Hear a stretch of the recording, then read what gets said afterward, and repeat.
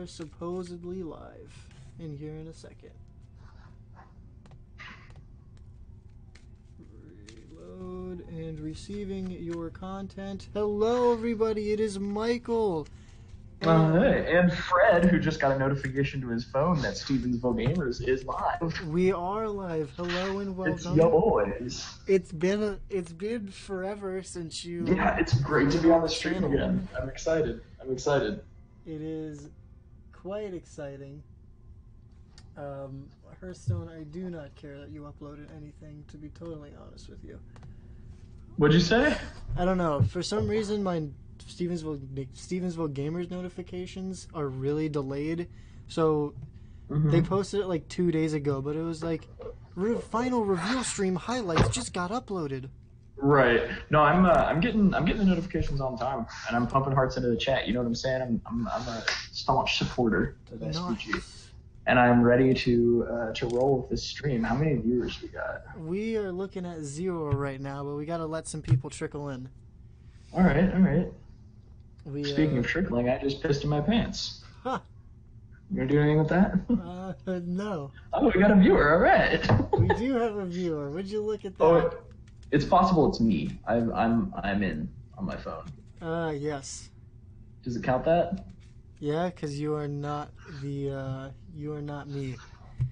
Therefore, okay, cool. All right. Well, so we're here. You do the intro.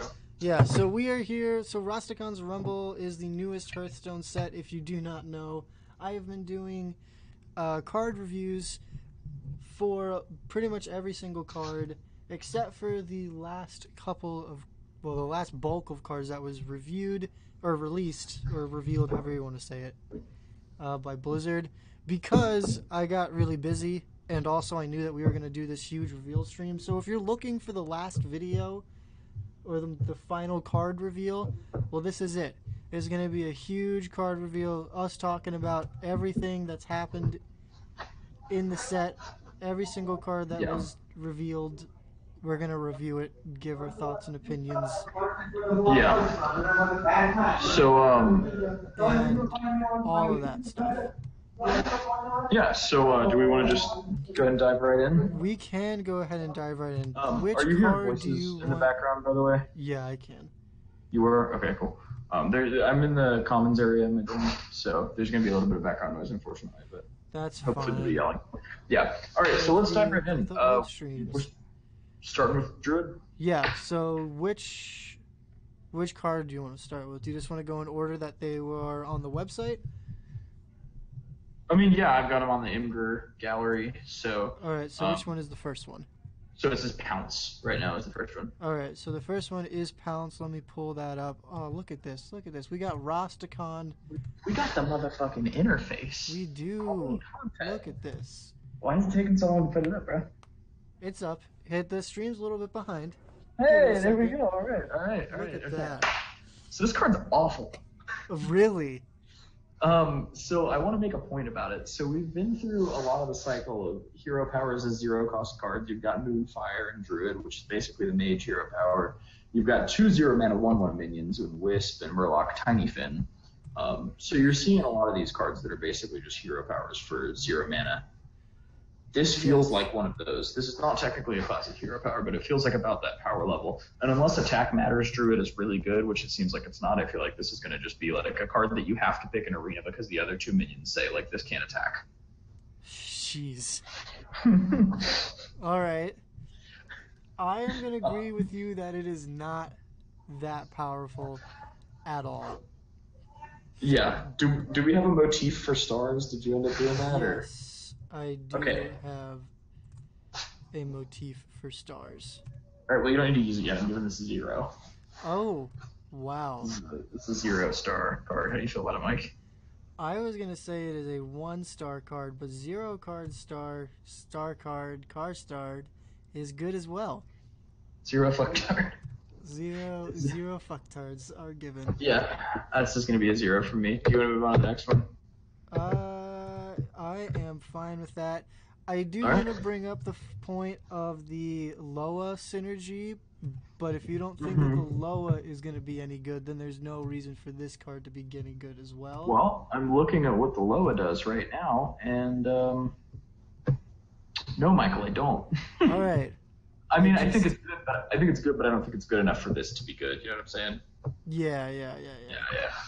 I think it's going to be good, but I think there's better things to pair it with. Like, this is just going to be like a shitty card with cantrip, unless you're setting up like a board wipe combo. But I think 3 cards for board wipe combo is a little much to ask when Druid has access to like spell damage plus swipe, and you're at least leaving something behind. True. Yeah. That makes sense. Because it doesn't say like it has to kill it from full health. You can pick up scraps with the hero power. Yeah, Savage Striker I kind of like. Okay, hold on. You're moving too fast for me. Savage Striker is next? Yeah, Savage Striker. I think... That's this dude, right? Yeah, it is. Alright, cool. It reeks of Medivh's Valet, which was a very good card in Secret Mage. Remind me what that does. It was a 2-mana 2/3 that deals 3 damage to any target if you have a secret. Alright. So, I don't think this is as good as that. I'm going to give this a preempt 2 stars. Because, like... A preemptive 2 stars. Yeah, like... Okay. Because if even... No, not even Druid. Never mind, you can't play this in Odd Druid. Odd Druid's the one that gives you 2 attacks and hero power. So. Yeah, 2 to 3 stars. I'm going to give it 3 stars. 3 stars, alright. Yeah, I'll give it 3. And then... I think worst case scenario, it's a 2-mana 2/3. And, like, if you had to use your hero power, then I guess it's like a 4-mana 2/3. But we have a Druid weapon now, too, so... We do. I know a lot of people were just bringing up the point of this is a very, like it's just a semi-weak body that sometimes does something else. No, this is an on-curve body. This is a fair body. This is a body that, you know, you play it at vanilla if you're a beginner in the game, and, like, you know, it's got a little something extra. I wouldn't discount it. I'm going to give it 3. 3 stars? Alright. Yeah. So we're saying this is 3 stars. So I have given my 2 cents on this card. I think it's a 2-star card, just in my opinion, but I will go with your 3 stars. Okay, cool.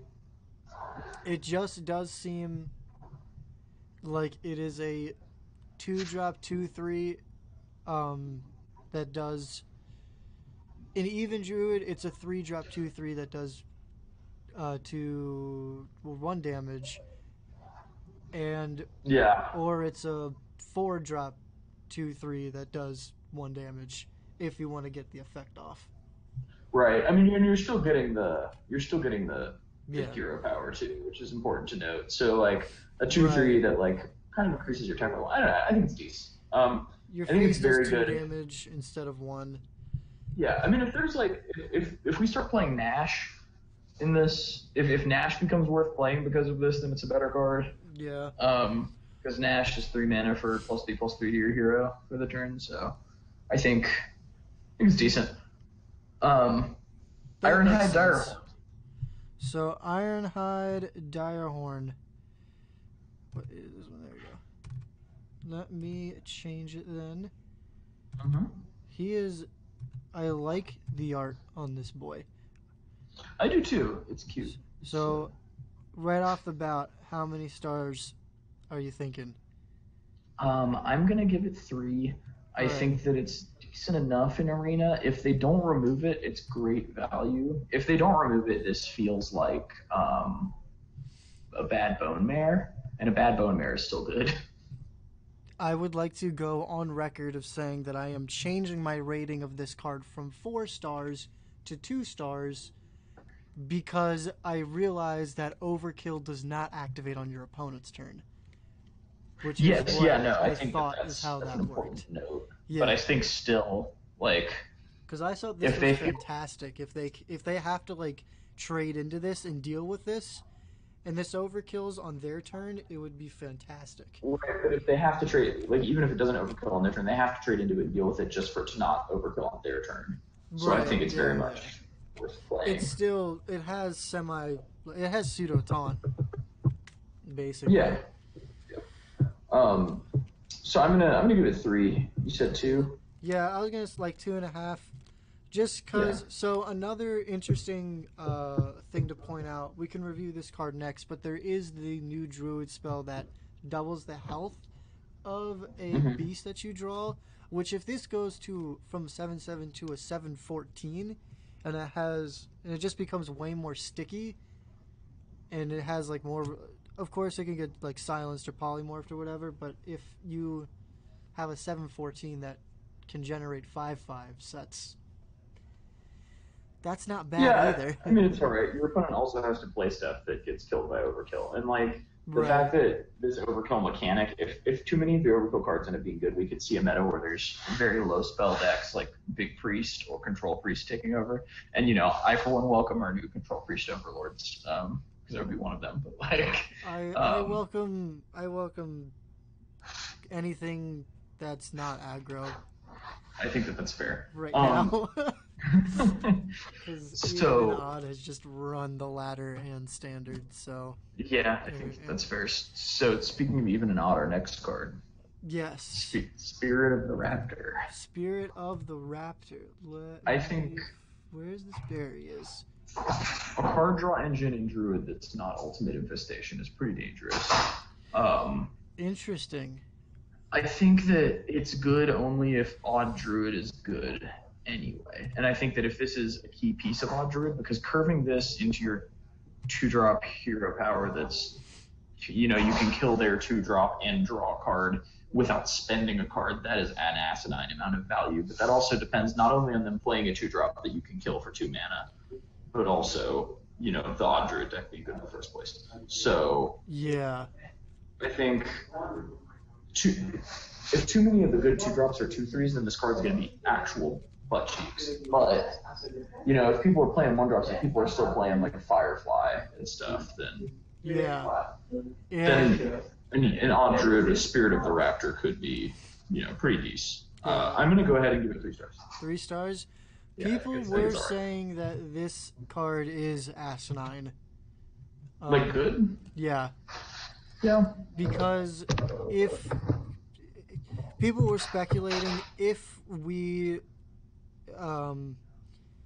basically if we start playing hero power Odd Druid, there is like this card is ridiculous because you go into, like you said, you go into curve and then turn 3 you have more there's just reoccurring value, and you being able to like keep drawing is fantastic as well. Obviously, I think it's good. I think it's just good. Only time will tell whether it's good in too many particular scenarios to be good in general. Yeah, I would say 3 stars as well, just because I didn't even think like the fact that Druid only has 1 card draw spell. So this is now class card draw. I mean, they've got Nourish too, but like. Yeah, true. This is their only inexpensive card draw. And your opponent also has to kill it if they don't want you to keep drawing cards off of it.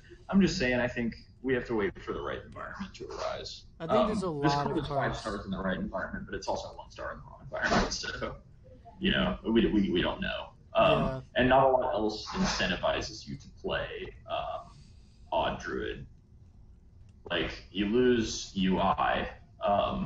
You lose UI, you lose Swipe. The power 8 drops. You lose Swipe, you lose Wrath. You lose your growth, natural growths, or whatever that's called. A lot of the decks weren't playing those anyway, especially if you're going to be filling your 2-drop with the better hero power, which you should. So I don't think that's as much of a loss. Well, yeah, but no, but I mean, like... Oh, you mean in Odd Druid anyway. You don't miss it in Odd Druid as much. So 3 stars I think is fair. Next card? Yeah, I do agree with that situation. The Loa, you want to go with the Loa next? Mark of the Loa? Oh, Mark of the Loa. Yeah, sure. Yeah, the next. It's a rare. Yes, got it. So we've got 4 mana. It's choose 1, give a minion +2/+4 and taunt, or summon 3/2 raptors. I'm going to go ahead and give this fine arena card. I think you will be very happy to pick this card in Arena. It's very good and limited. It's 2 relevant effects. Swap in the +2/+4 and taunt on like a lifesteal minion or a Divine Shield minion will, either prolong the game really nicely in your favor or take you out of fireball range. Yes. And the 2/3 Raptors for 4 is decent with cost, especially because they can trade up potentially with your opponent's like 4/3 4-drops. So I think that this card is great in Arena. I don't think it's going to see Constructed play because Constructed has become a lot more combo heavy, a lot more synergy heavy, so just good cards aren't good enough. But I think this is an excellent Arena card. I'm going to give it 4 stars. I'm excited to pick this in Arena. 4 stars for Arena or just 4 stars overall? Well, I mean, I think the purpose of the card is Arena, so just evaluating it in the environment that you would be excited to have it in, I'm going to go with 4 stars, and that environment is Arena for sure. Understandable. Yeah. So, from I don't see where you would want to play this in standard unless you would want to like go wide with the 2 Raptors. Yeah. Because a 2/4 with Taunt is always nice, but there's so much silence that's being played already in standard. Right. I think in Arena though, there's not as much, and the 2/4 taunt really matters. When you can slap it on a minion, the 2/4 taunt would really help, like something with Divine Shield or something with Lifesteal. I'm seeing this as a very good Arena card, and I don't think it was designed for standard. I think that's fine. Maybe top end for like a token deck, but I doubt it. I think this is a fine Arena card. I'm comfortable giving it 4 stars just because of the Arena implications. That is fine. I would say 2 stars just because I mostly play standard and not a whole lot of Arena, but 4 stars for the implications that it has like in all aspects of the I'm just evaluating then that makes sense. What it feels like they were designed for. Yeah. Which is, So next card? Yes. Predatory Instincts. Go to Predatory Instincts. We've got 4 mana, draw a beast from your deck, double its health. This card is terrible. This is the card that I was saying. So bad. Yeah, no. So bad. So at first, a lot of people were saying maybe this could get good. Okay, first of all, 1 star, right? Well, yeah, I'm giving this 1 star. Here's the thing. You can say all day that this tutors for a beast from your deck, but when that means foregoing playing any other beasts in your deck, this card's terrible. Like, best case scenario, you're given that 7/7 plus 7 health, and I don't think that it's good enough there, and that's if you're playing no other beasts in your deck. I wholeheartedly agree with you. A lot of people are saying that this could get interesting if they revealed more beasts, and they did not. And this could get interesting. Your Hadronox to have 18 health. This is awful even if they reveal more beasts, because you can't put them in your deck. You can only put 1 in there if you want this to fetch it. You know what would make this card good? If it said Discover instead of Draw. And also probably if it costed 1 less mana. I'm giving this 1 star, and I don't even want to give it that. There is really no redeeming qualities. Yeah, no, I think that's a fair assessment. And it also is going to take up a rare slot in your pack. Well, yeah, I mean, it is worth more dust that way, though. True, but also you could get other rares that are worth playing, such as the spirits. Or you could use this to craft a good common, like Nevers by Historian and play Wild. True. I want to build, like, that's a whole nother thing, but I want to build Cthulhu if I have extra dust to play in Wild, but it's Really? Okay. I just want to go back to the glory days of Dragon Priest, Dragon Warrior, and Dragon everything. I think Wild Dragon Warrior might be better. Anyway, so we've got Tree Speaker up next. Tree Speaker, yes, that's not the right 5 mana 4/4. Battle Cry, transform your treants into 5/5 ancients. So this I'm going to let you talk about this one because this is your domain. So, if you have a nice solid board of 6 treants from your lovely thing that gives Death Rattle, summon a treant, and then you drop this, we have a board of 5/5 that you can then Savage Roar twice and swing for a shitload of damage. I which don't is think you even need to do that. I think absolutely that's disgusting. an unnecessary magical Christmas land. I No, don't. no, no. It's absolutely unnecessary. If you get This is three good. 5/5s off of this is fantastic as well. Well, here's the thing: they have to survive a turn. Um, Yeah, it's but true. But but this curves into your opponent brawling, or just having a way to trade into some of them, because they like when you evolve, they lose their ability to attack if they haven't yet, when you transform them. So I'm yes, gonna give this, like, it's so hard to evaluate because this is only good if Tree and Druid takes off, and also they it's didn't worth. see anything else that wants them to take off. So whatever they already had is that plus this. So does this make Well, them well, yeah, but here's the thing, like, better? do the ancients count as treants is the other question. Because if they don't count as treants for the purposes of like mulch muncher, then That's a you good lost a lot point. of treant deaths. That I don't know. I still think the card's good. I'm gonna give it 3 stars. 3 stars? I will agree with you. 3 stars is fine. It's not so. That is a good point because we do not Yeah. know if the treants, or I don't know if the treant ancients counts as treants, but is this like good enough separate as well? Because you You mean lose. outside of treant druid? No, no, no, no, no, Because no. no. I mean outside of like, uh, so like you get your you rarely ever play Mulch Muncher for any mana, so you a lot of the times have like rolling over uh, deaths of treants just because the amount that you play and the amount that your opponent has to deal with them. So turning a couple of them into ancients that don't count as treants, I don't think Hmm. that hurts you in that sort of department, like the counts for that. Just Yeah. because when I at least when I play it, and I haven't played it in a while, but Hmm. you hit you get your treants killed a lot and you're generating so many treants. So it's almost like if 3 or 4 of them turn into 5/5 ancients that don't count towards it, then you maybe play Yeah. Mulch Muncher for one, and then on turn 9 you Mulch Muncher, Floor Floor Floblublius Glupidus, Yes. whatever his name is. Um.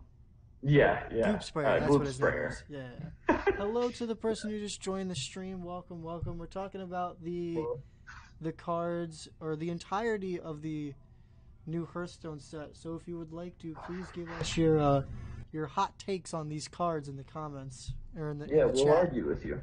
Yes, I'm ready to move on to the next card. I think we've said everything we can about treant. Makes my treant become the big treant.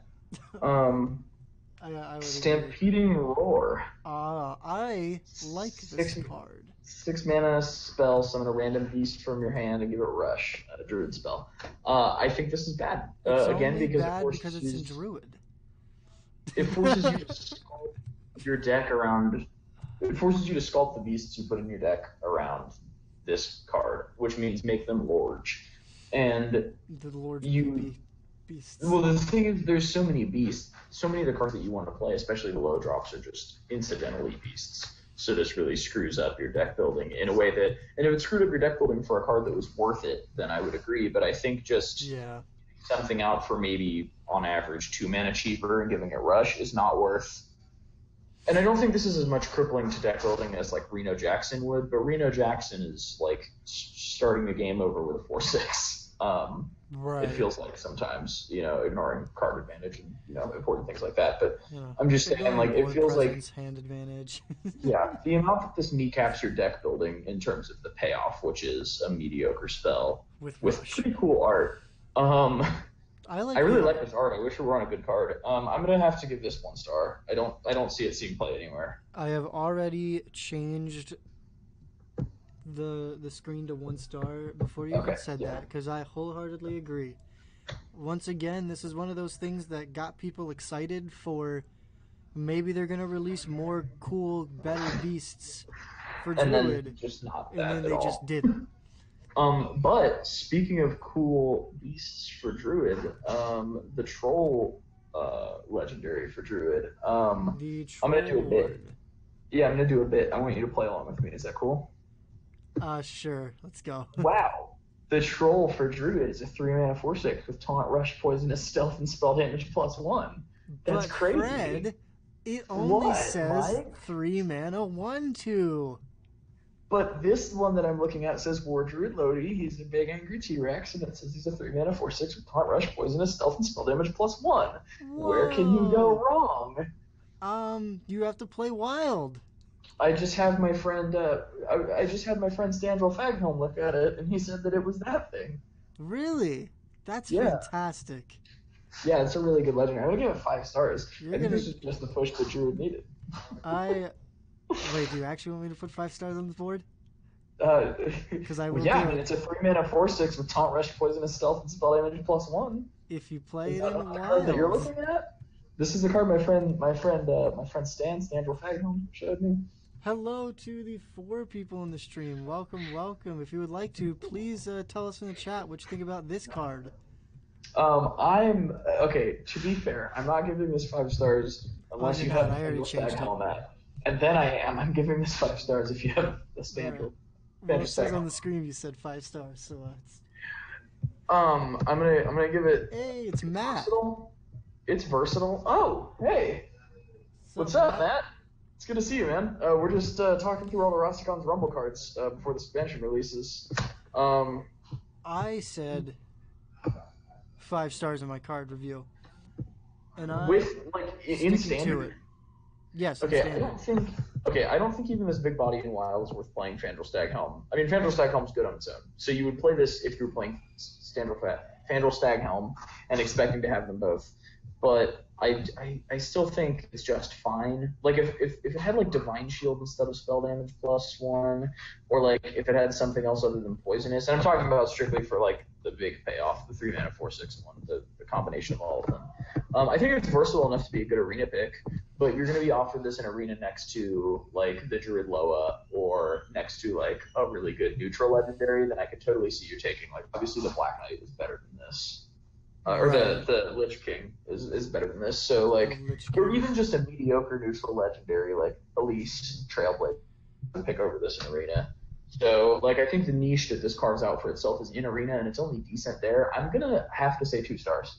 You're gonna say 2 stars. All right. Well, I'll change it for you. How about we compromise and we say 3? Sure. So Matt says, honestly, I can see Lodi being a good early game card as far as just big bodies go. I agree with you there.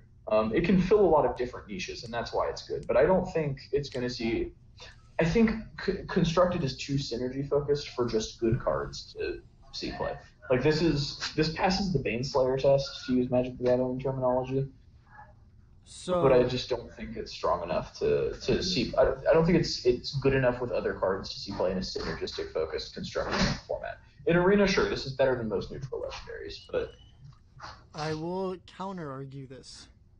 okay, yeah. I think that this card is fairly good because of its early game versatility. Yeah. I said 4 stars.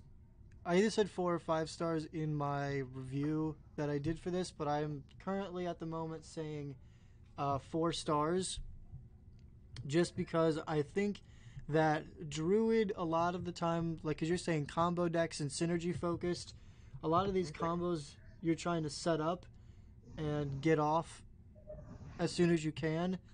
So turn 3, if you can basically get whatever you need to deal with the board while you're still trying to pick up cards for your combo or for your synergy effects, I think this is extremely solid.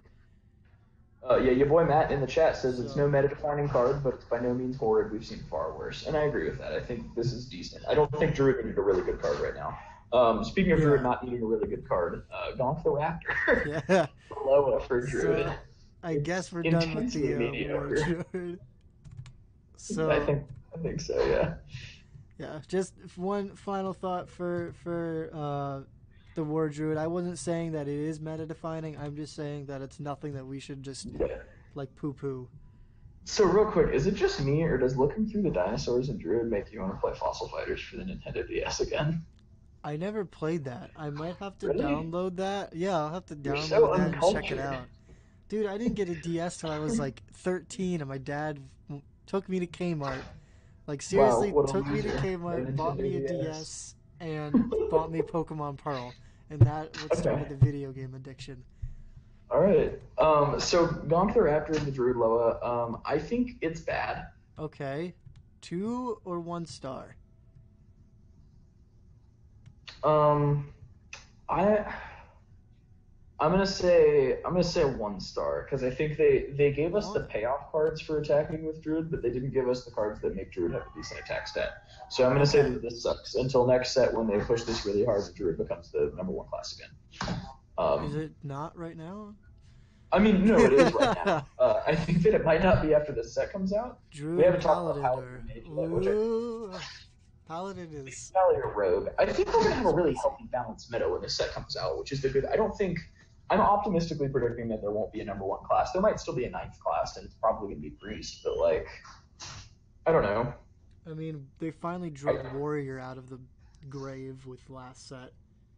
I feel like we're gonna live in a world where there's 8 good classes at least, and that makes me excited. Or like at least a good meta viable deck for each class. So, real quick, Max says, "Fuck yes, I can now not unsee that." Damn it. Yeah. He also says, if it was Warrior, it'd be better, but honestly, for Hunter, this is not Hunter, this is Druid. This isn't. Yeah. Oh yeah, no. I think he's just saying that it sucks for Hunter. Oh, okay, yeah, no, it sucks for Yeah. Hunter. I hope. Oh no, he is talking about this. Yeah, no, this isn't Hunter. This is Yeah, these are the this is Druid cards. But I'm completely okay with the Druid Legendary sucking because Druid is too good. Yes. Um, I hope it's yeah. kind of really backed up, but we'll try to get back on here some with this. Yeah, I think this is a really good set to get back into it, just because this set looks like the most fun out of the after 3 pretty bad sets.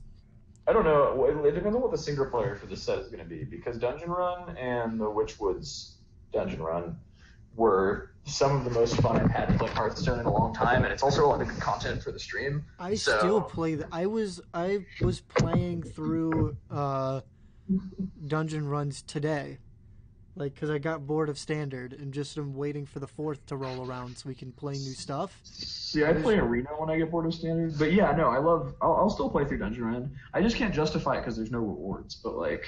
Oh yeah, I mean, I just enjoy I just want a fun time, and you could just pull off some asininely ridiculous shit. Like I got double battle cries and built a Cthulhu deck and Druid. Seems pretty good. Disgusting. Yeah. All right. Do you want to move into some cards? Yeah. No, this card's bad unless they make it consistently. Unless they make it consistently able to your hero power. Your fucking attack can consistently get high enough to where it can clear boards effectively. I've already seen Disguised Toast post a crazy play that he did with this, but it was asininely but lucky. Toast plays are not realistic things that happen in games of ranked Hearthstone. No, I'm well aware. He just does. Oh. Yeah. Have we hit all of them? What do you mean? That is all of the Druids. Druid cards. Yeah. So Hunter is next, and this is a card that I think you're going to be excited about. You one brain cell beast hunter, motherfucker. The entire. It's Springpaw. The entire set. It's Springpaw. I love this entire Hunter set. I bet you would. It's. Wait, Mike, be careful. This card on it. You might not be able to read it because you played Beast Hunter. Wait, what? This card has text on it? I can't see it. Yeah. Where is it? I just see a 1/1 beast for 1. That seems pretty bad. So it's got Rush, it's got Battlecry, add basically another copy of it to your hand. Thanks for reading that. I can't. This feels pretty decent. Honestly, it's mediocre. I don't think it's good in Beast Hunter, and that's the only thing that it would be good in. This is a decent arena card, except it's bad against anything with 1 health is bad against half of the classes. Yes. So. Yes. I mean, the fact that it has Rush is helpful, but like playing 2 of these to trade with your opponent's 2-drop feels decent. I'm gonna give it 2 stars. I'm not excited about it, but I don't think it's the worst. So I am also giving it 2 stars, but I am a little bit more excited than you are for this, just because It's something with Rush that the scavenging hyena can immediately get value off of. Yeah. Because this is gonna die when you try to trade with it. So turn 4, you can Spring Paw, Scavenging Hyena, and you get immediate triggers on that, which is always good. That's a really good point. I didn't even consider that. Yeah. That's why I'm here, man. You gotta have somebody with no brain cells to play Beast Hunter. Oh, Quest Hunter too. I just forgot about that. Quest Hunter's a thing with Tops Mongers, disgusting. I think nothing can make Quest Hunter good, so I'm not gonna let this being good in Quest Hunter raise its star rating, but like, it's worth considering if you're one of the people who plays Quest Hunter. But it's a 1/1 that can get poisonous and has Rush. Yeah, I mean it's decent. Next card. I think it's all right. I'm excited to play the entire Hunter roster. Just craft the whole Hunter set day one. Except for the hero card, which we'll get to. Okay, so Headhunter's Hatchet. Headhunter's Hatchet, yes. Okay, hold on. We're way behind on chat, so give me a second. Yeah. So let's see here. I hope we see more dungeon run style stuff. It's more fun than the BS that we saw from Frozen Throne. So they kind of switched. There's not really any adventures anymore. I mean, it's cool that I think Frozen Throne was important in that it was a gateway to what they were gonna, like. They were figuring their stuff out. Yeah, I didn't like the fact that you had to play adventures to get the good cards to play in standard. Like, I still don't have a Kel'Seth just because it's gonna rotate soon, and you had to play that thing to get it. Well, I just like to think of it as like, it's like the melee adventure mode to the Witchwood's Subspace Emissary, or like the dungeon run is like Subspace Emissary, if that makes sense. I feel like it was a prototype for a really good single player experience. He's also honestly not the worst I've seen. I think he's talking about Spring Paw. At that point he was talking about Spring Paw. Headhunter's Hatchet, I want to compare it to the Shaman card, the 2-mana 2/3 weapon with Overload 1, which is one of the best cards in Arena for Shaman, period. This reeks of that, assuming that there's good 1- and 2-drop beasts. I'm very happy picking this in Arena with Hunter, and I think it even has constructed potential, especially in Quest Hunter, just as a piece of removal. No doubt, definitely. I mean, so I'm going to disagree with Matt in the chat. Beast Hunter staple, no doubt. I disagree. You do not want to run this in every Beast Hunter. You might want to run this in some Beast Hunter. The Beast Hunter player will try to read it and run out the timer for their turn. That's Jesus. Candle shot. A Beast Hunter player will look at the pretty colors in the art and they won't be able to take their turn. Get it? Because Beast Hunter players are fucking stupid.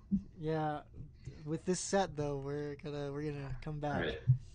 No, I think there's so many 1-drops in Hunter, that 1-drop beasts that happen to be played in Beast Hunter. I'm going to have to hard agree with Matt. I think that this is great in Beast Hunter. It fills a 2-drop slot that, is having trouble being filled by anything other than Scavenging Hyena, and I think it's really put in work. Maw. I mean, Crackling Razor Maw is alright. Yeah, there's just a lot of 2-drop. There's just a lot of weapons that you want to run, because you want to run bow. We now want to run this. You want to run Candle Shot. This might replace the bow, though. Like, this is 1 mana less for the same stats, basically. I could see this replacing bow. Yeah, I think that this is super good. I don't want to jump the gun here, but I'm going to go ahead and give it 4 stars. 4 What? Just the way that you said that. I don't want to jump the gun or anything, but 4 stars. I mean, it's a 4-star card. I think it's really solid. I think it is also very solid. I will say 4 stars as well. I think, it could potentially replace bow.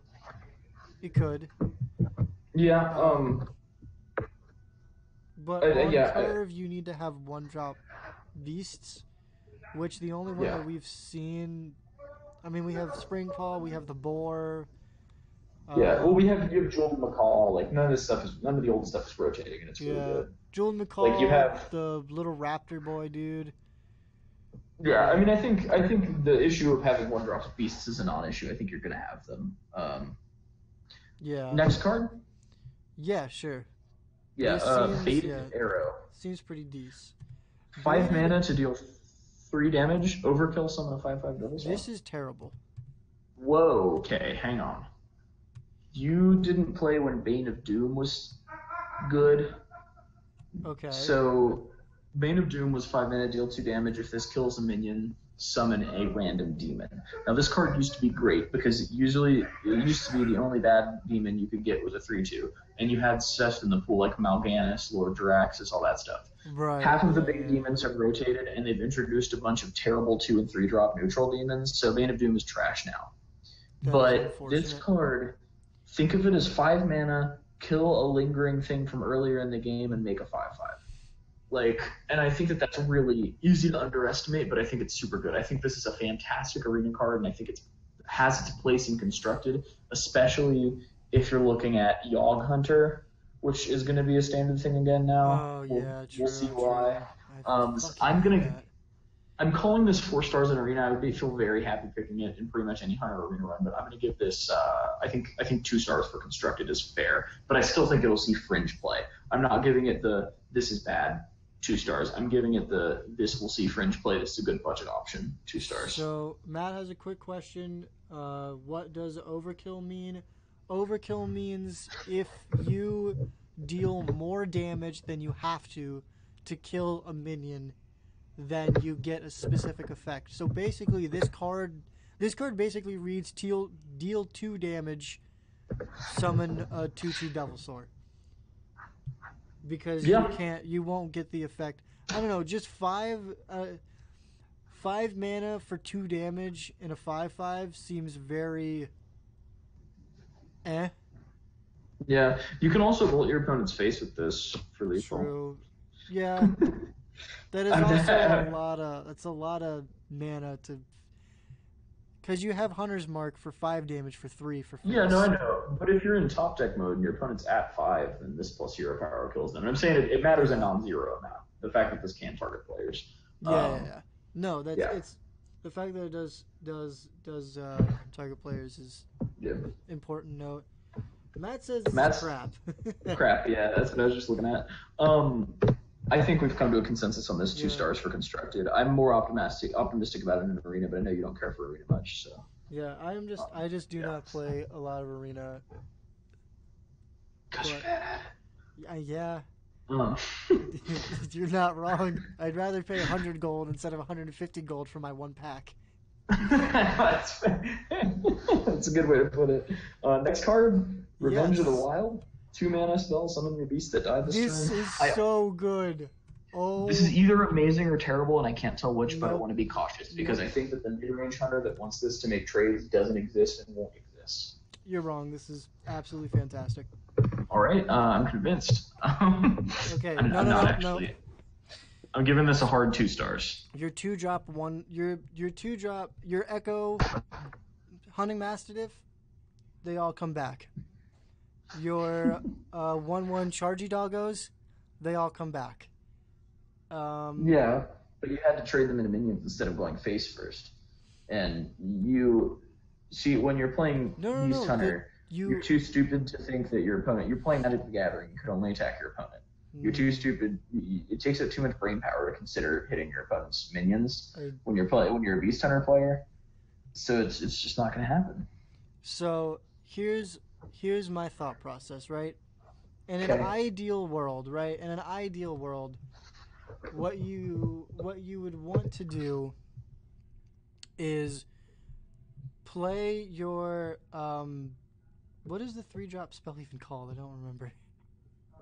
The 3-drop what? The 3-drop spells that summons a bunch of 1/1s. Oh, Release the Hounds. Yeah. Or whatever. Unleash. So you play your Unleash the Hounds. You clear your opponent's board of the minions that you can clear, and then you play Revenge of the Wild, and you swing.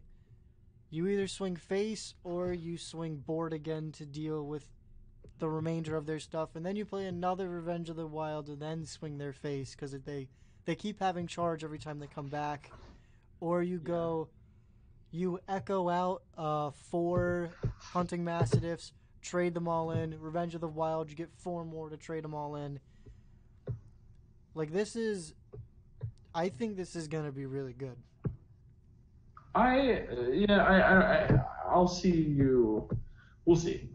I could totally see being persuaded your way, but this is just so difficult for me to evaluate at this time. That's fair. I'm giving it 4 stars. Okay, yeah, that's fair. I think this is very good. What does chat say about this situation here? Just playing on an open board during a drawn-out match. Swing at 7 dorks, kill shit, make 7 more dogs, wipe out the rest. Yeah, I think that's fair. I think that's a good 2-card combo. But I don't think Hunter can afford to have good 2-card combos with no card draw. Well, yeah, but these are both spells. The next card. Well, yeah, the next card is still a spell. Yes. Yeah. So Bloodscalp Strategist. Oh God. I think this card's excellent. This is one of the cards that we disagree on, I believe. Okay. Well, here's the thing. It is a good curved body. Like it's a 3-mana 2/4. So like it's good for going in. It's a body that's curved to go into the late game. Which is what you want for Yogg Hunter. It gives you a spell of your choice, which is what you want for Yogg Hunter. The Hunter's spell pool is not huge, and there's not a lot of bad cards in it. And like a lot of these cards that we've been evaluating as fringe or good in Arena are really good off of Discover. Like if you see that baited arrow, and it's good in that situation, then you take it off of this, and it's a blowout. Same thing with a lot of spells. I think Bloodscalp Strategist is the key to making this Yogg Hunter thing work, and I think it's good either way. I think it's very pickable in Arena too. Okay. I think in everything else besides Yogg Hunter, it's bad. I think there are definitely enough good weapons that you'll have one equipped likely enough. I think this card's great. Oh no, I don't know. The weapon I don't think is the weapon issue. I do not think is the problem. You have candle shots sticking around. You now have this new weapon that will probably stick around. You had bows sticking around. I think for Christmas Hunter and Wild, this card's a neat little treat too. I'm gonna give it 3 stars. 3 stars. Okay. Yeah, that's where I'm putting it. I'll go with you. I would say 2, but I'm fine with 3. Yeah, our boy Matt in the chat says not horrid for Weapon Hunter, but not much else. I don't think Weapon Hunter is going to be its own archetype. I just think there's enough good weapons that Beast Hunter and Yogg Hunter are going to want to play them. No, I don't. Yeah, Candle Shot. Every single Hunter deck plays 2 Candle Shots and 2 Hunter's Marks right now. Okay, yeah. Because it's 2 cards removal. And I think Yogg Hunter is going to want to play that too. 100%. Huh? Yeah. Because Hunter does not have. No, I said 100%. Hunter, what's that? Me too. No, I mean if it becomes a thing, then this is stable. Yeah, there's not enough weapons are not a thing that Hunter builds around right now. At least it's just things that are good to put in because they help. Hunter has a very difficult time removing large minions as of right now, and Hunter's Mark Candle Shot is how they do it. Yeah. So, no, I think that's completely fair. So, yeah. So, next card, Spirit of the Lynx. Now we're getting into territory that I do not know. This is where I stopped doing the card reviews because I got really busy and knew that we were going to do this. So let me read this. So I think that it's a 3-mana stealth for 1 turn, like all the other spirits. It's a 0/3, and whenever you summon a beast, you get a +1/+1. I think this card is awful. I think the only place you would play is Beast Hunter, and it is much too slow for that. No, you don't. Yeah, there's way more things at the 3 drop that you play. You feel terrible picking this in Arena. In fact, you only pick this. This is one of those cards that you pick in Arena when the other 2 cards say can't attack. This is the Dairy Queen hot dog of spirits. Yo, all right. Don't be roasting Dairy Queen's hot dogs. Are you fucking serious? Alright, no, there's tens of hundreds of places that are. This is what Beast Hunters eat. This is what Beast Hunter players eat. They eat Dairy Queen hot dogs. They shit on the floor and wipe it up with their hands. That's very animalistic and frankly disgusting. Yeah. Are we saying 1 or no? Terrible. I'm giving this 1 star. This But the looks- star is made of shit. This is an awful card. This is poopy butt cheeks. This is a Dairy Queen hot dog that you can't taste because you just chain smoke like 3 menthols. Wow. Matt in the chat says, I've eaten worse shit. Yeah. I mean, there's way better places to get hot dogs, but damn, you don't gotta roast Dairy Queen like Alright, that. hot take, story time, I've never had a hot dog. I mean, that's probably for the best, to be totally honest.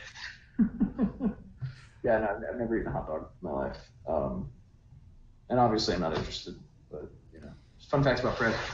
Next slide. Next card. Next comment.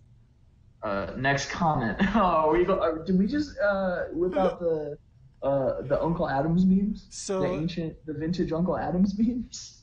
the people who I'm watching on stream that I was talking to you about the card game stuff, they have like a song request, and I put in original by Uncle Adams.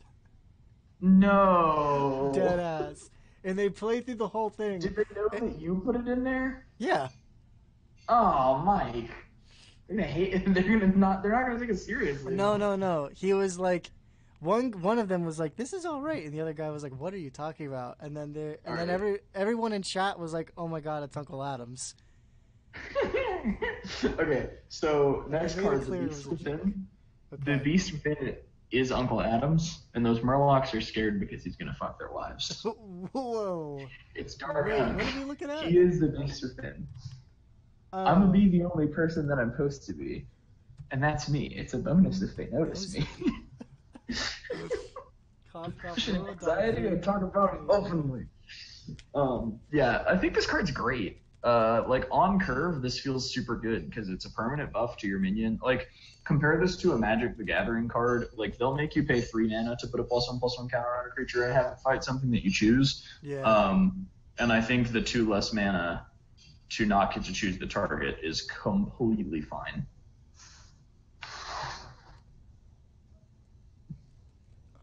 Yes, I agree. Hello to the 4th person who just joined the chat. Welcome, or stream.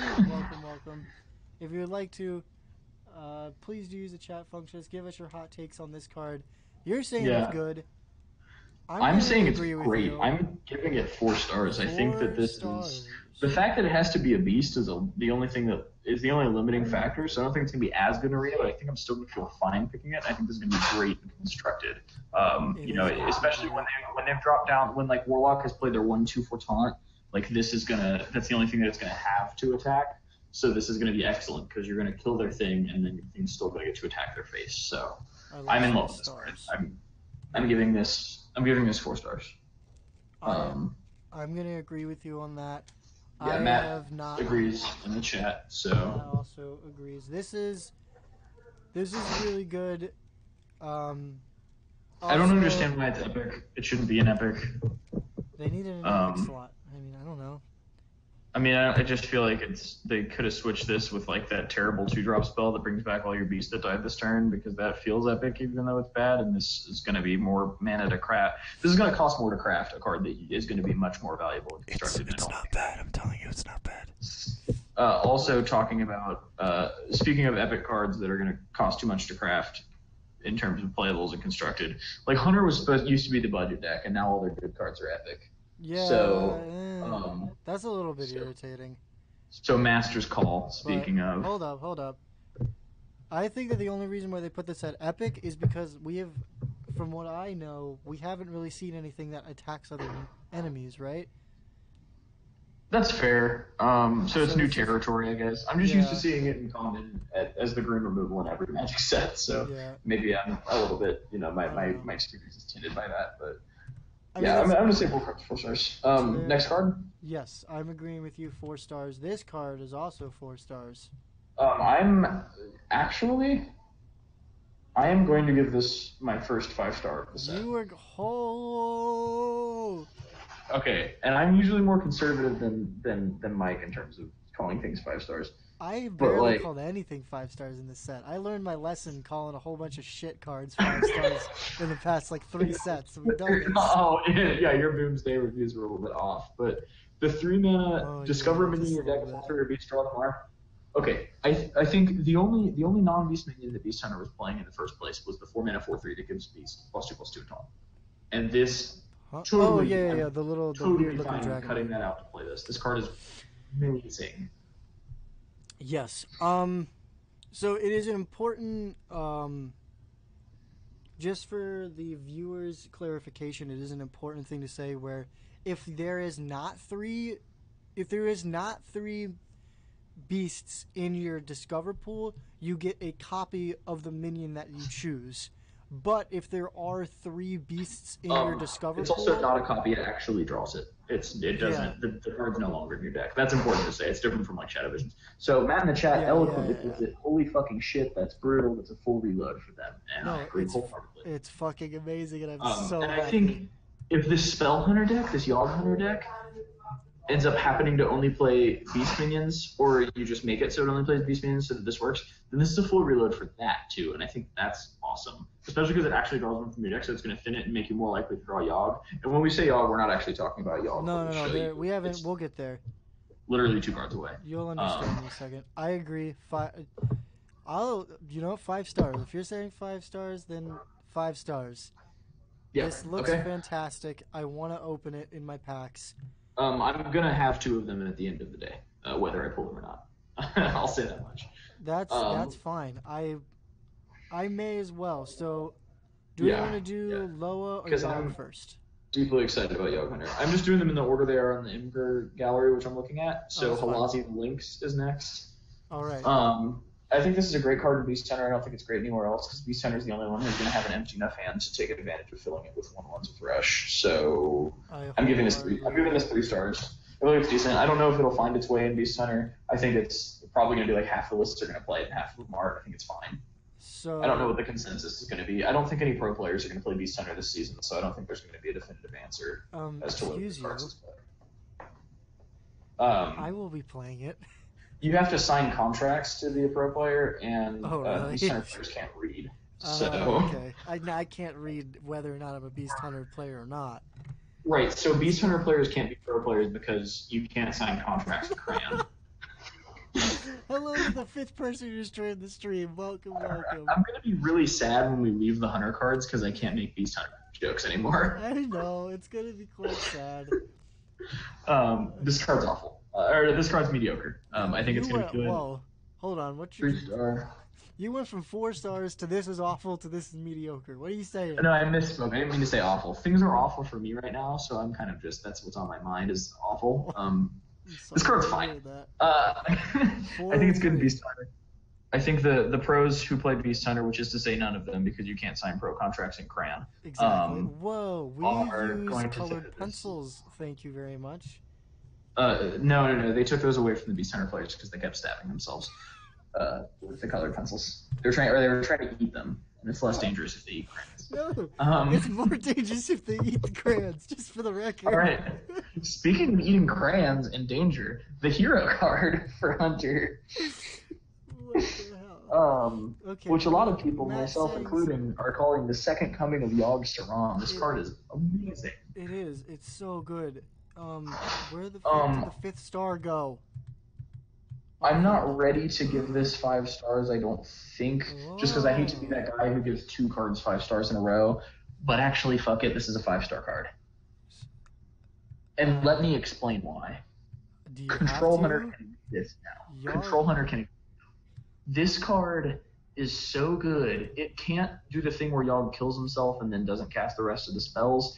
It doesn't cast random spells. You can sculpt only spells that are less detrimental to target your stuff or that can't target your stuff, which feels way better. And then the hero power is perfect for closing out the game in a control deck.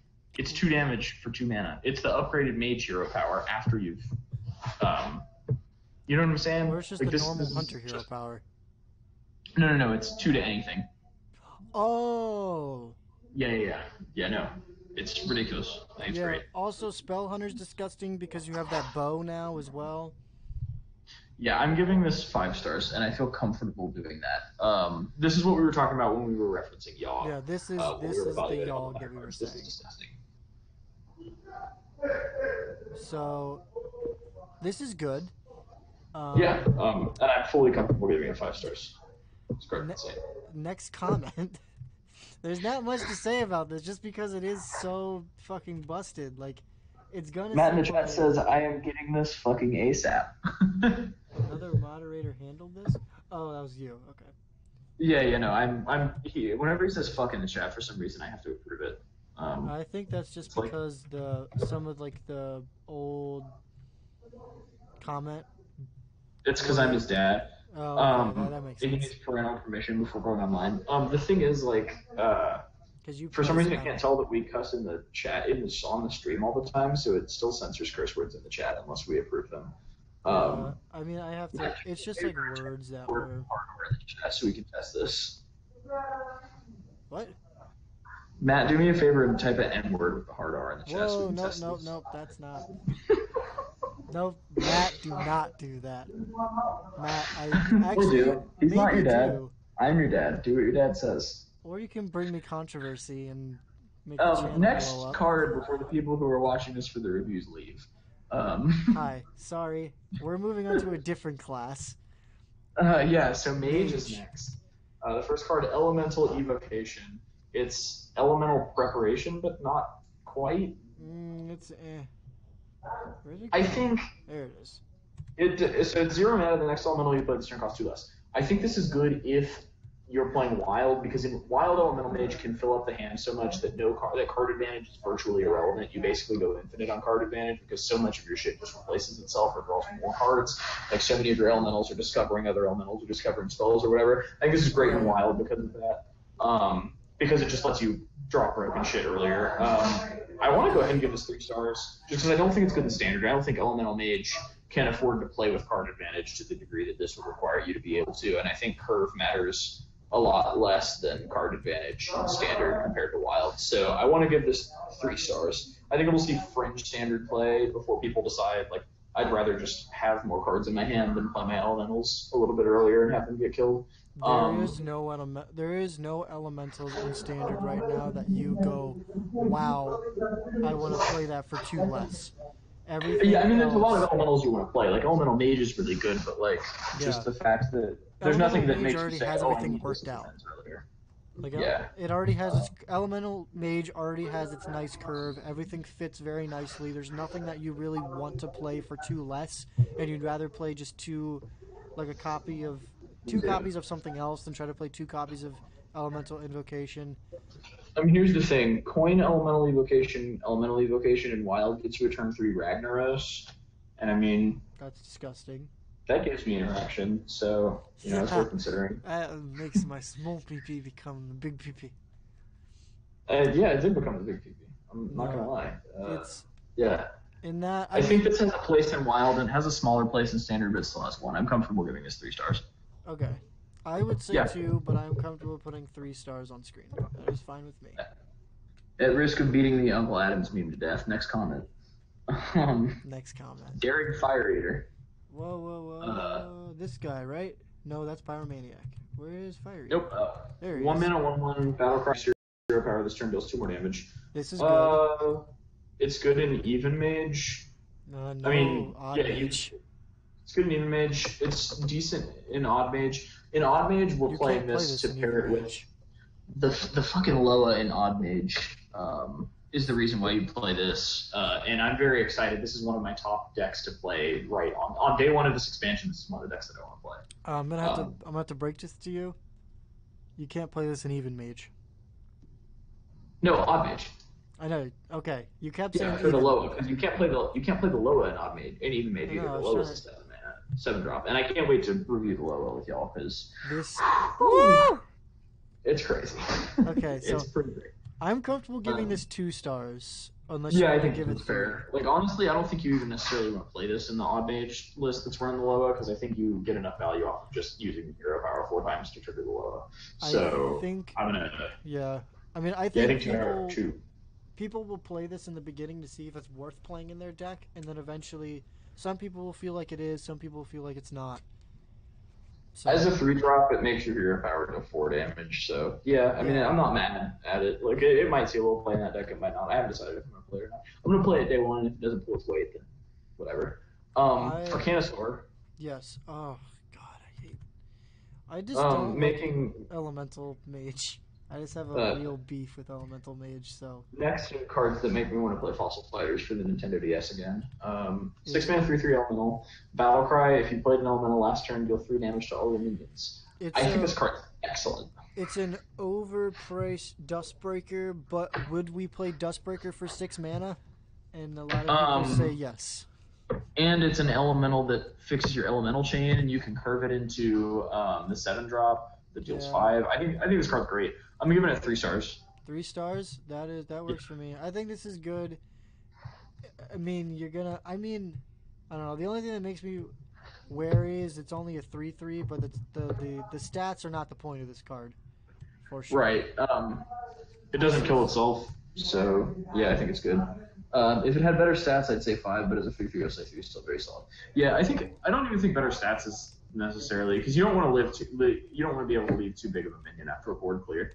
I think if it costed 5 mana, then that would. I think each mana that you decrease this cost raises it up a star, but at the moment it's a 3-star. Yeah, I think if this was like a 6-star or a 6-drop 4/4. You can't give it Dustbreaker stats because the trigger to get the Battle Cry is so much easier, and because it is an elemental itself. So you can't make it a 4 mana 3/3 that does that. True. But I meant 6 mana 4/4. That's what I meant. Yeah, I think a 5 mana 3/3 would be fine for that and make it a 4-star card. 5 minutes. Yeah, I don't know. There's a lot of ways that you could tweak this one to make it a little bit better, but I think as it stands, it'll still see some play. Yeah.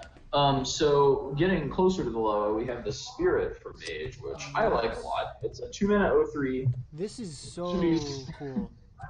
I've never said this before, but this card would be so much better if it costed 1 more mana, because I can play it in the odd deck that really wants it. Yes. But it's stealth for 1 turn, like all the other spirits. 2 mana 0/3. Your hero power also targets adjacent minions. So if your opponent has a big board, this lets you do more damage to trigger the Loa that I can't wait to talk about. Yes. But as it stands, you cannot play it in Even Mage, which I think is the reason, or in Odd Mage, which is why you play the Loa. So I'm going to give it 2 stars. 2 stars. So. Yeah, you feel decent about picking it in Arena, but not even like. Oh, and it's better if you've heroed this turn, or if you're in your Death Knight class. Yes. Then it's decent. The fucking Frostlich Jaina. Yeah, then making 2 or 3 water elementals is pretty disgusting. Yeah, I mean, if you watched my card reviews on that, you know how I feel about Elemental Mage. Yeah, this is the definition of a 2-star card. Yeah, so And that's what I'm giving. To your point, you do have to realize that there are other decks besides Odd and Evens, and I'm sure there will be some people trying to run the Spirit and the Loa and some of the, like, the 1-drop 1/1 that makes your hero power big PP. Yeah. So I'm sure there's going to be people who are going to try to run the whole package, not even or odd. But yeah. I think odd is going to. I think that's too greedy, especially because the Loa and the Spirit rely on you playing your hero power, and you don't want to play the regular Mage hero power, so you need to either even or odd, and I don't think that there's a place for either of those unless you're in Wild and you're playing like Sir Finley Myrtle Gargleton, and you can get the Hunter hero power. But that's Magical Christmas Land. Next card. True. So, Pyromaniac? Yes. Matt said something in the chat if you want to read it while that can be very nice in certain situations. Not a bad tech, but not amazing. Yeah, I think that's about the conclusion we arrived to. Speaking of pretty decent in some situations, Pyromaniac. I'm going to say another 2-star card. 3 mana 3/4 whenever your hero power kills a minion, draw a card. I'm definitely going to play 2 of these in the odd deck. It's a little bit above curve, and it can draw you cards, and so it's a good card. I'm playing this in Odd Mage with the Loa, and I'm feeling good about it. Oh, right. Other than starting the game with the upgraded mage hero power, but No, that's not good enough. You need Ragnaros at some I point. think just the fact that it's above curve, I'm gonna give it. I'm comfortable with giving it 3 stars. I think it's a decent card. All right. Oh, you're gonna say 3 stars? Well, then that's let me Yeah. keep losing the fucking stars. There they are. 3 stars I'm fine with as well. Yeah. And Pyromatic is just battle it out. Fred, he disagrees with you. And Pyromaniac is just fucking junk outside of Odd Mage. Oh, I agree that it's fucking junk outside of Odd Mage, but I think it's good enough in Odd Mage to get 3 stars. I think it's a shoe-in. And I think it's decent in Arena, too. Like, the fact that think about how good Mortal Coil is as a Warlock card. And then think about your hero power being Mortal Coil, and then fuck off. Yes. I'm just kidding. Stay in our chat. We need you for Social Blade. I'm kidding. I love you and value you, and I want you. It's but no I like longer having about you. Social Blade, but they're. But yeah, I think that it's a good enough card just by virtue of turning your hero power into Mortal Coil, which is a good, decent Warlock for sure. card. Like it's a basic Warlock card that people are still playing. So like I think it's worth considering, especially like in Odd Mage or post hero card. It's just good. Frost Legend rotates. Yeah. He said outside of that it won't work in Jack. I gotta disagree with you. I think it's an excellent arena card just by virtue of being above curve and turning your hero power into Mortal Coil. I think it's a decent construction card just by virtue of turning your hero power into Mortal Coil. And Odd Mage exists, so yeah. it's easier yeah, to I mean, ping a 1/2. Like, it's still playing aggro against Mage is now just gonna feel so like even more worse. Yeah. Like it's just And I'm fine with playing aggro against Mage feeling worse because I'm fine right now with playing aggro against anything feeling worse because that's. I like games where value is the only thing that matters, and that card contributes to that game state. So Odd Rogue, even Mech Paladin, Odd Paladin, like everything is like that. Right, and I would agree with you there. So how do we feel about Scorch? Scorch? Where did? 4 mana, deal 4 damage to a minion, costs 1 if you played an elemental last turn. It's a rare mage spell. That's not what it is. Scorch.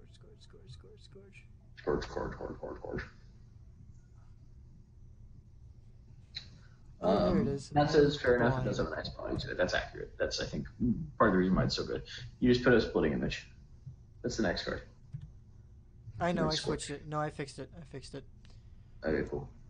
You didn't though. Still, there we go. Okay, all right. So Scorch. I think this card's good in Elemental Mage. I think the reason Elemental Shaman is better than Elemental Mage is because so many of its elementals can like do another thing. Their battle cries are better. Like you have the one that heals you, and you have the one that hits something for 3. You have the one that reduces all of their costs by 1. Yeah, you don't actually play that in Elemental Shaman. Oh, okay. It's not big enough impact. But Scorch allows you to have that removal kind of on a body because your body is making it cost 1 mana. So it's like I think like a frost. No, frostbolt's only 2 mana, isn't it?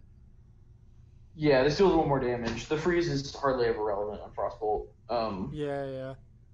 Yeah, I think this is a good card. I'm gonna give it 3 stars. 3 stars. I can't play it in Odd Mage. I think this will slot itself into Elemental Mage, which I think is gonna be distinctly different from Odd Mage, obviously. Oh, 100%. But because Odd Elemental Mage doesn't really make much sense. People are gonna put in. Well, people might try to put in Scorch. They're definitely gonna try to put in Arcanosaur. Slot those 2 cards into the Elemental Mage that already exists. Yeah. Which makes sense. And then having the Loa Mage, Odd Loa Mage, is its own separate entity. All right. We get next. We've got a new Mage secret. That is what I had up before. Let me grab that. So this one, when I compare it to Ice Block, reminds me of that Harry Potter meme where he's like, "How dare you stand where he stood?" Oh yeah. This is trying to be Ice Block, and it big isn't. Or this isn't trying to be Ice Block, but it's not. I don't think it's trying to be anything. When one of your minions is attacked, summon a copy of it. That's... It's okay, so this is the use for this in a Cancer deck, Exodia Mage, right? they try to kill your Antonitis and you get a new one, or they try to kill your Apprentice and you get a new one. And I don't think it matters a non-zero amount. I think this will see play in those decks, but I also don't want those decks to see play, and I don't think the Hearthstone developers even want those decks to see play, so it was a mistake of them to put this card.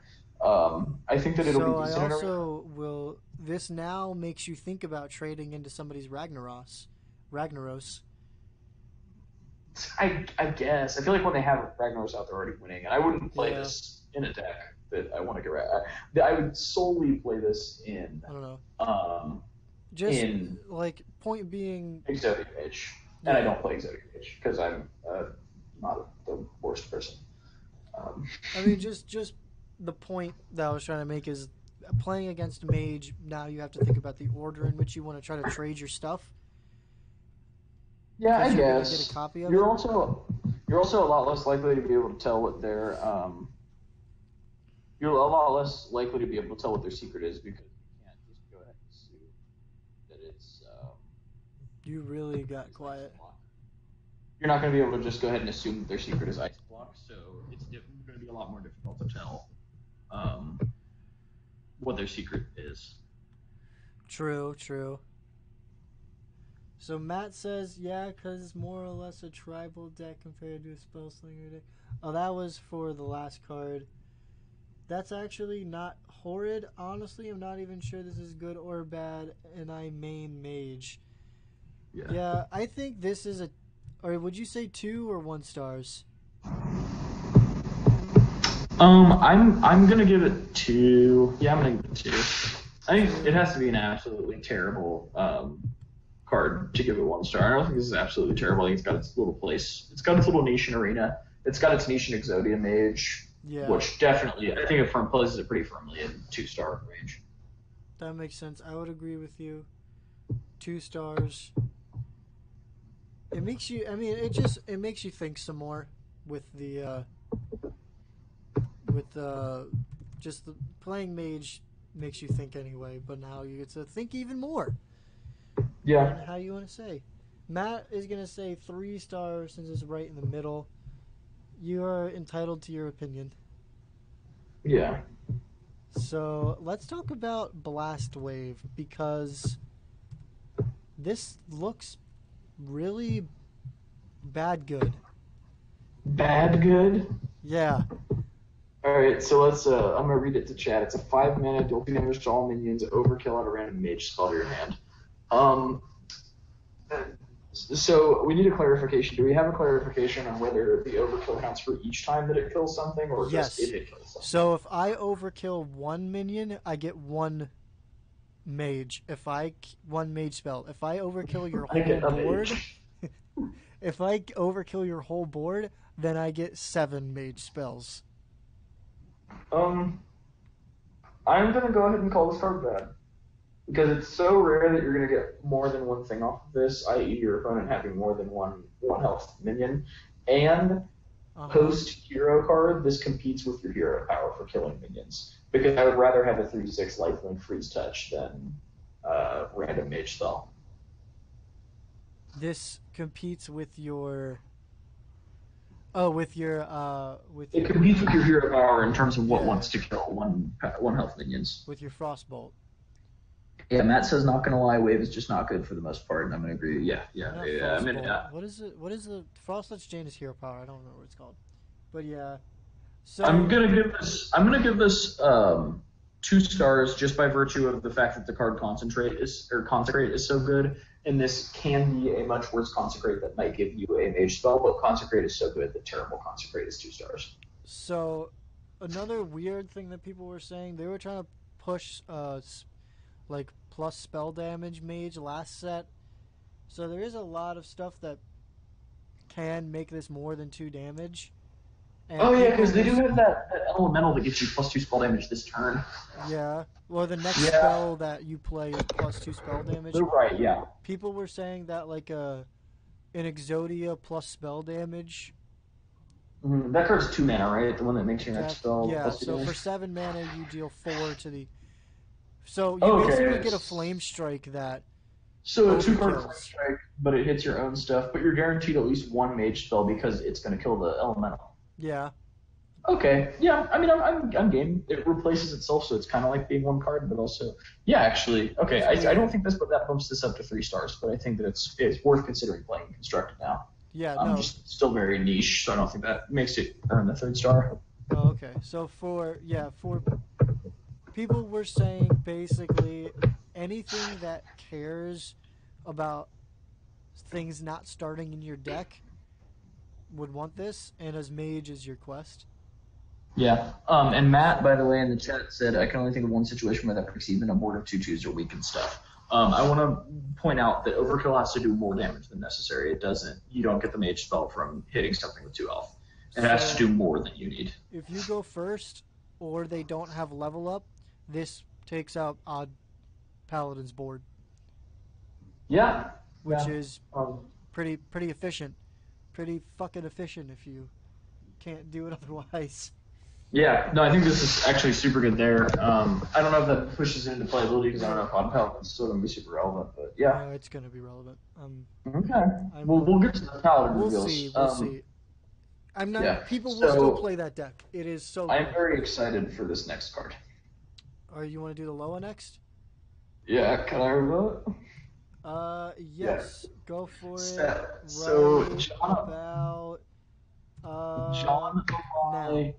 Dragonhawk, 7 mana, 4/4 battlecry. If your hero power has dealt 8 damage this game, summon Ragnaros the Fire Lord. He's back in standard. It's yes.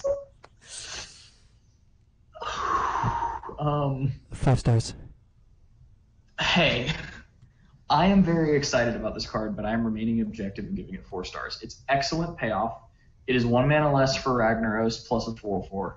Which is ridiculous. You also have to do some deck construction around it, but I think the minimal deck construction around it to get back one of the best cards they've ever put in the Hall of Fame. Plus, did you take away Matt's comment in the chat? No, I showed it.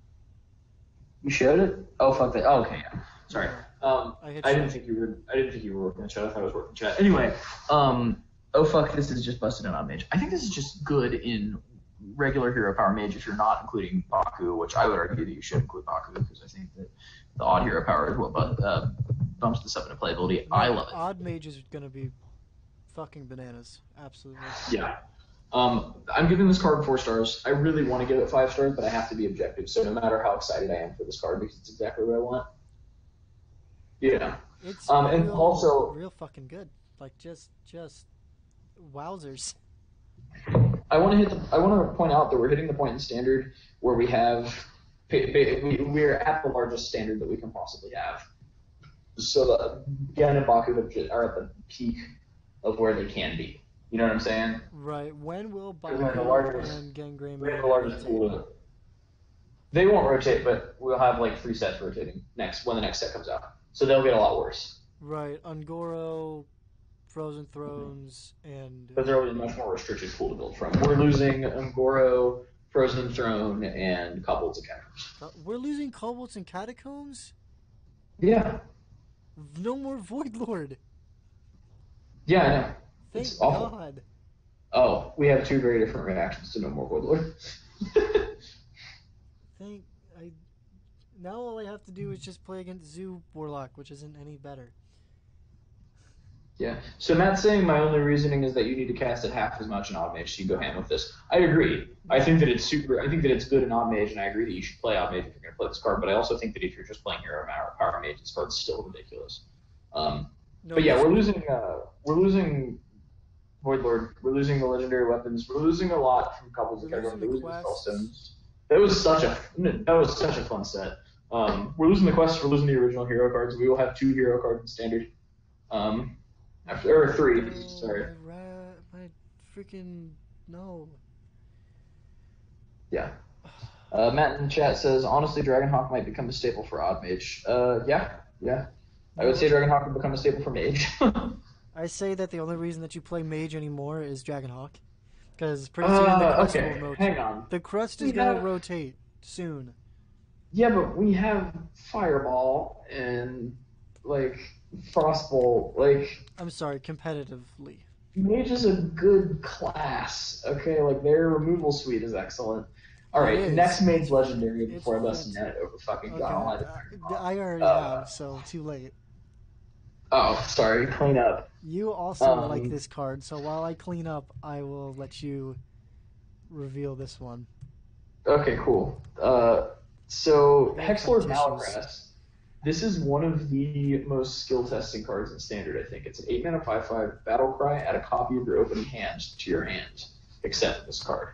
So this is it would be really cool if it could add itself, but I think that would also be disgusting. So the fact that it's an 8 mana 5/5, it's a mage legendary. It's bad curve wise, but it adds so much skill to the mulliganing stage of the game. To the point where it's going to feel like magic levels of mulligan skill have to be involved. I love this card.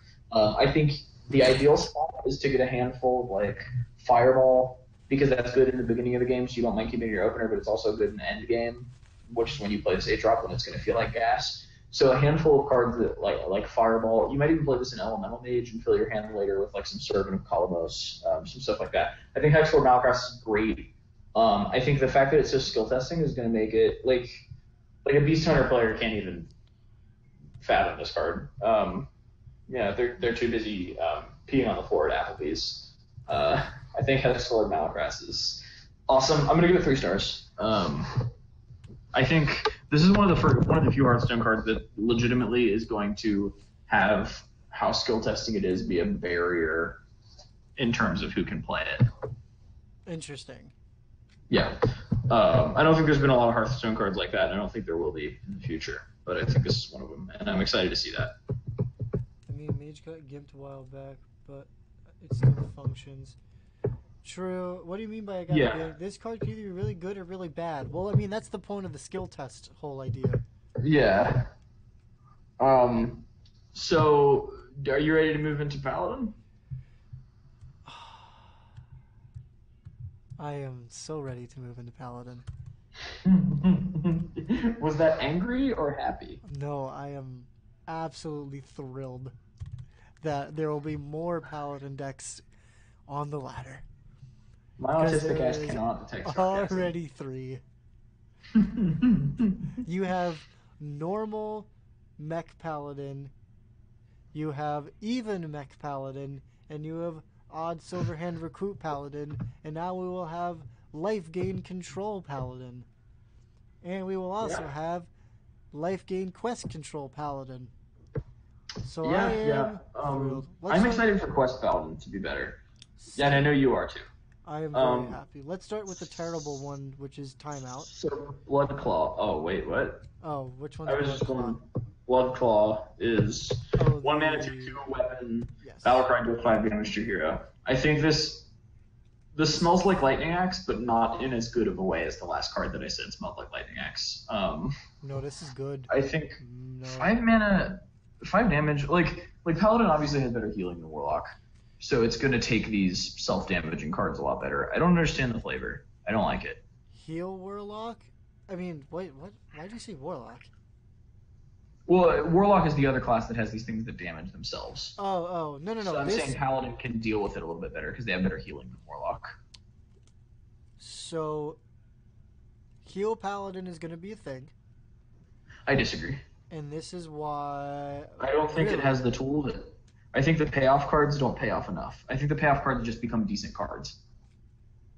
Okay. And I think 5 damage to your like as a Magic player and as a Modern player who's dealt with stuff like Ataxian Probe and Street Wraith, I think that even with understanding how little your life total matters in games like this, I think 5 damage is still too steep of a cost for this weapon.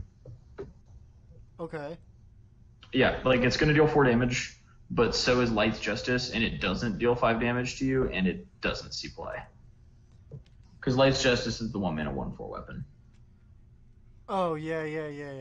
It barely sees play, if that. And it doesn't deal any damage to your hero, and it deals 4 damage over time for 1 mana. So I'm going to say no to this. I think it's bad. I'm going to give it 1 star. Okay. Yeah. Flash of Light. So, see, Matt drops a nice little parable in the chat that I very much agree with. The only point of that matters is your last one. And I 100% agree. Yeah. All right. think that's enough paladins. This is more paladins than damn D&D game. Yeah. Wow. It's funny because everyone wants to play a paladin in D&D because they're good at everything and they can do everything. All right. Seems pretty So, good. Flash of Light. Yes. I like this because of Quest Paladin, because you can restore 4 health to like your Stegodon or something and draw a card, and then this gets cast again on Lyra and you draw more cards. And it triggers your quest. Linessa, yeah, and it triggers your quest. So I'm gonna just go ahead and say that this card is 2 stars. Because in anything other than Quest Paladin, it's really bad. But in Quest Paladin, it's excellent. So, Okay. But I don't want to kid myself into thinking Quest Paladin is going to be good when it isn't. But It's gonna be good. here I am doing that thing. So Cool. 2 stars. 2 stars because I want to be conservative, because I want to be biased toward the decks that I really like. Okay. So this is another thing that people are saying will make heal control mage maybe a thing. Heal Control Paladin, you mean? Yeah, heal control paladin maybe a thing. Yeah. Because you get that extra card draw, for.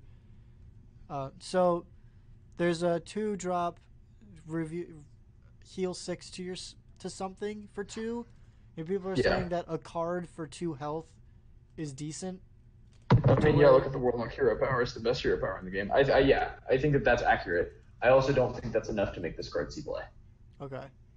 But I think it will see play in Quest Paladin, because Quest Paladin wants things that you can target your minions with. So I'm going to give it 2 stars. 2 stars. The card that you good. wanted to talk about first now, Timeout. So this, if we're gonna say something, is trying to be ice block. It's this one. But Yeah, it's a so little bit like better. somebody looked at Ben Brode while he was designing Ice Block and was like, let me copy your homework. And Ben Brode was like, sure, but change it a little so the teacher can't tell. And you got Timeout, and it's not good. Yeah. Also, speaking of Ben Brode, I just want to mention the live reveal for the last Hearthstone cards. You got a 10-minute mute in chat if you said the words Ben Brode. There was a bot that would mute people in chat for saying Ben Brode. For real? Yeah, deadass. A bunch of people were complaining about it on Reddit. It was hilarious. No, you can't erase your past, Blizzard. Right, especially when your past is Ben Brode, who's dope. Exactly. Like, he didn't sexually assault anyone or something. There's not a big not conspiracy. What's the word? Scandal. Wait, Not like a scandal going on. is there a scandal going on? No. Oh, I couldn't tell if you're being sarcastic or not. No, I wasn't. If Ben Brode is having a scandal, then that would be really unfortunate. But hello to the 5th person who's joined the stream. Welcome, welcome.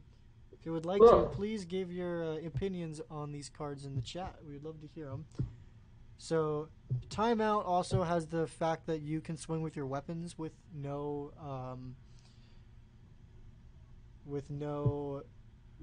penalty, but you also have to do some quick maths to make sure that you'll actually die next turn and to make it worth playing this.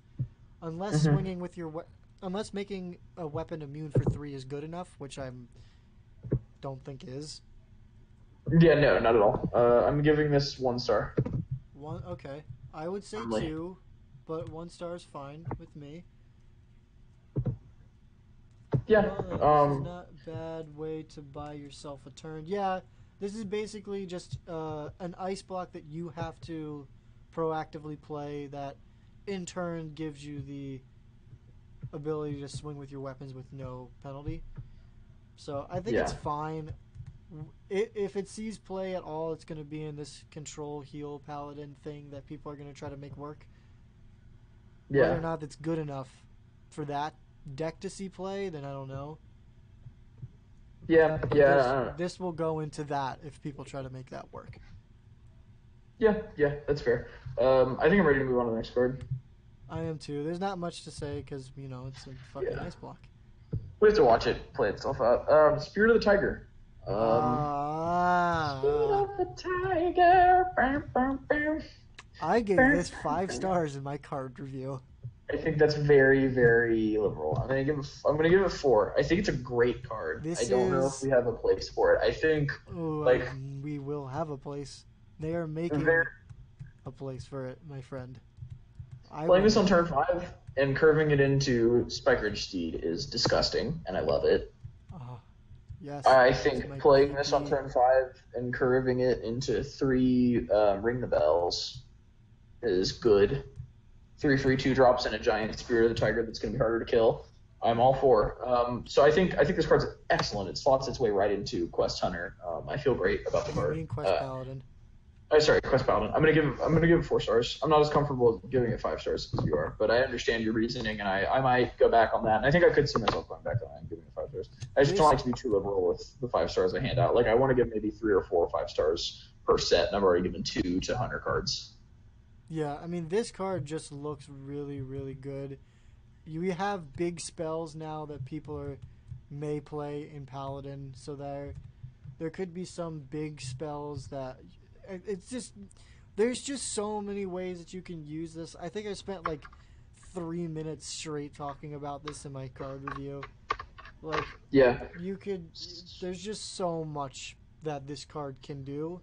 So speaking of Healadin, which we were speaking of like 2 cards ago. On?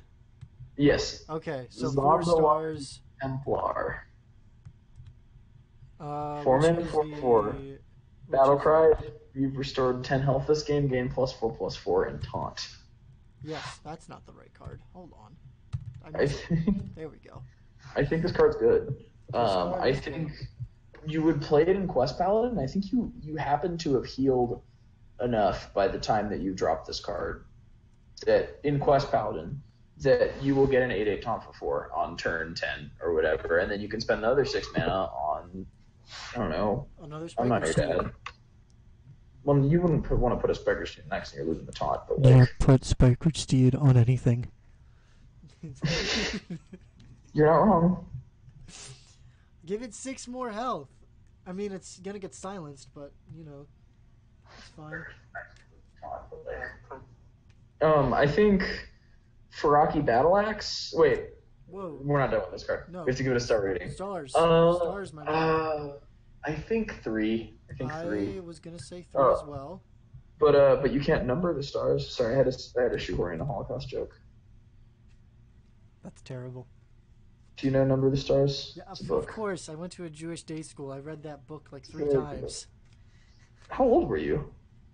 Between the ages like 4th and 5th grade. Fucking Christ, Michael, Jesus. What? It was required. In 4th or 5th grade? Yeah. Jesus. Okay, cool. Well, wow. Okay. I wasn't even allowed to watch Inglourious Bastards until high school. I mean, they were very much like, listen, here's your history, and you're going to learn about it because you're Jewish. So. And I mean, I love that. That's awesome. You're not Jewish, though. For the record, I'm not. It was the only affordable private school in the area. Which is weird because, like, I am. Okay. Give me a second. I'm going to take my headphones off. I need to switch my chairs. My ass hurts. Okay. These chairs that they give us are so uncomfortable. Keep talking about this card. Keep going. Next card. No. Keep talking about this one. Oh, this one? Just okay. For like 1 second. 4 mana 8/8 taunts are pretty good. I'm not a doctor, but 4 mana 7/7s that you have to jump through a little bit less hoops for. Like this isn't Flame Wreath Faceless because it requires more setup, but Flame Wreath Faceless is like the top curve of an aggro deck that ruined a format. So the fact that you can kind of compare this to that, except in a different context, being in a mid-range to control style deck with Quest Paladin, I think it's very decent. Matt in the chat says, "I need to stand up. My ass hurts." Literally me in class XD. Yeah. Chairs, they're the worst. I'm in a comfy one provided by my university, Berea College, that Mike should have stayed at. Okay. But yeah, we've got. I'm ready to introduce the next card, and I'm very excited about this card for arena purposes. I also had to change into PJ pants because I think the buttons on the jeans were digging into my ass, which was we saw that. We saw you change it into PJ pants. Wait, really? I thought it was off camera. Nope. Oh no. Not at all. We saw your butt cheeks. Wait, really? Yeah. Wait, no. No, I'm kidding. We didn't see your butt cheeks. Okay, good. Okay. Because I thought I So looked far enough on camera. Faraki Battle Axe, the next card. Oh. 5 mana, 3/3. Where the fuck is that? No, it doesn't exist. 5 mana, 3/3 weapon. Overkill, give a minion in your hand, +2/+2. I love this card in Arena. I think this card is disgusting in Arena. I think this card is great. It cleans up the We're still in Paladin, dudes right? that they left behind. Yeah, Faraki Battle Axe. Hold on. I didn't get that one. Where did it go? Why does it no exist? Okay, Matt's just saying stuff in the chat that doesn't really make sense now. So Faraki Battle Axe is a 5 mana 3/3 weapon, overkill minion in your hand, +2/+2. In Arena, it's going to kill their early stuff that's left behind, like their 2-drops and 3-drops. Right. And it's gonna pump up a later minion, and the hand buff in Arena is incredibly powerful. There we go. Just because curve is so deeply important to Arena, the ability to put your minions above where they should be on the curve is really, really good. So I'm gonna give this 4 stars for Arena. I don't think it will see any constructed play. I don't think it's fast enough for wild hand buff Paladin, and I don't think there's a Paladin deck in Standard that wants it. But because we're rating cards based on how they're good in the formats they're designed for, this is obviously an Arena card. I'm comfortable giving it 4 stars. Mike, what's your opinion? 4 stars? All right, let me get the 4 stars out. So if you think this is going to be good in Arena, I think then we can give it 4 stars for the fact that it will be good in Arena. This will not see Standard play. Yeah, no, and I 100% agree with you on that.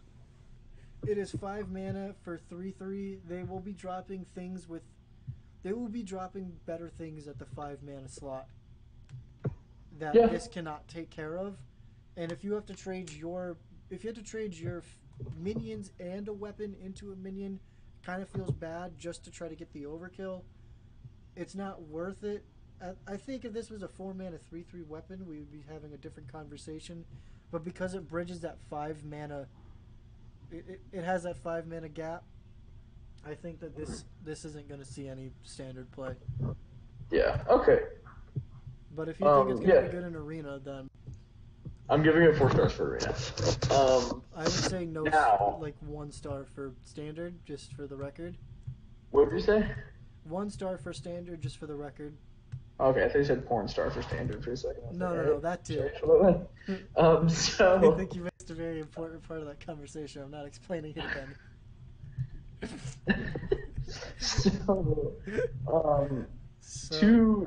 Two mana. Sorry, the next card. I know what you're talking about because you said 2 mana. It's good. I'm so excited. Immortal Prelate. Okay, I want to point out, first of all, this was literally a card on the Custom Hearthstone subreddit. It was called Queensbane. Yeah, no, Regis Philbin, talked about They just this. swiped it. You said who? You and who talked about it? No, Regis Philbin, months ago, he does, the custom card reviews and stuff. Yeah. Months and months and months ago, he, reviewed this exact card. Yeah, The Queensbane thing. It's spicy.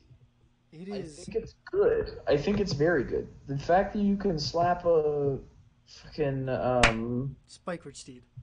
Spikeridge Steed on it, and they have to deal with it twice is ridiculous. It's so good. This card is asininely good. Yeah. I think this is absolutely fantastic. 2020 make Quest Paladin good again. Great again. There we go. Mm-hmm. So the only issue is that this is very susceptible to silence and feels bad. Yeah. But everything is susceptible to silence that has an effect. So there is that. Yeah.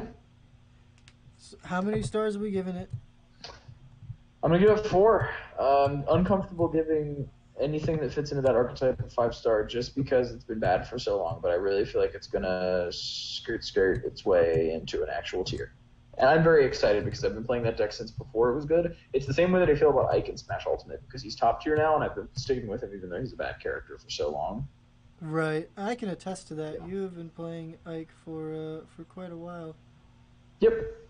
So, and now that he's top tier, I'm finally getting my validation. But I would like for the same thing to be happening here, but there's no way to tell until, it's played We'll itself out. see. We'll see. As soon as this card was revealed, I texted Fred and was like, Quest Paladin's gonna be busted. And I still hold by that. Yeah. I'm excited for sure. Matt says I'd honestly say 3 star. I'd say 3 stars. It's honestly amazing for Quest Paladin. Speaking of, time to dust Roy. Come Ultimate. It's time to dust off Roy come Ultimate. Oh, yeah. So Roy is also top tier. So Zero did a whole 25-minute video talking about how ridiculous the frame dead on his aerials is, and how it gives him an approach option, which was the only thing he needed to be top tier in Smash 4 instead of trash, because in Smash 4, the only thing that was holding him back from being a good post-quarter swordsman was his neutral game second, because his aerials had bad frame data. We're talking about Hearthstone, though. I want to play Smash so bad. I haven't played Smash in... Dude, when you come down in January, I'll have my Switch and my copy of the game. We can grind, bro. Yes. Okay, so Immortal Pre-Relate, 4-star card. Next card. I think we disagreed on this one really big. A new challenger? A new challenger, yeah. So, what is your take on this? And then I will see if you disagree. Is that it's amazing, and let me explain why. So, Anoyatron and Sunwalker, we've had these DST, Divine Shield Taunt, minions in a lot of different slots on the curve. This is basically a 6/6 for 7 DST.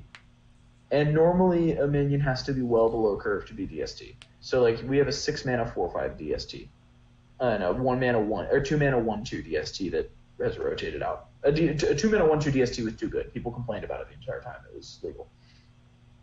So I think that a 7 mana, which will end up on average being a 6/6 DST, or like you can even, if you're really behind in arena, you can even get like discover a life steal minion 6-drop and get that with DST, which is ridiculous.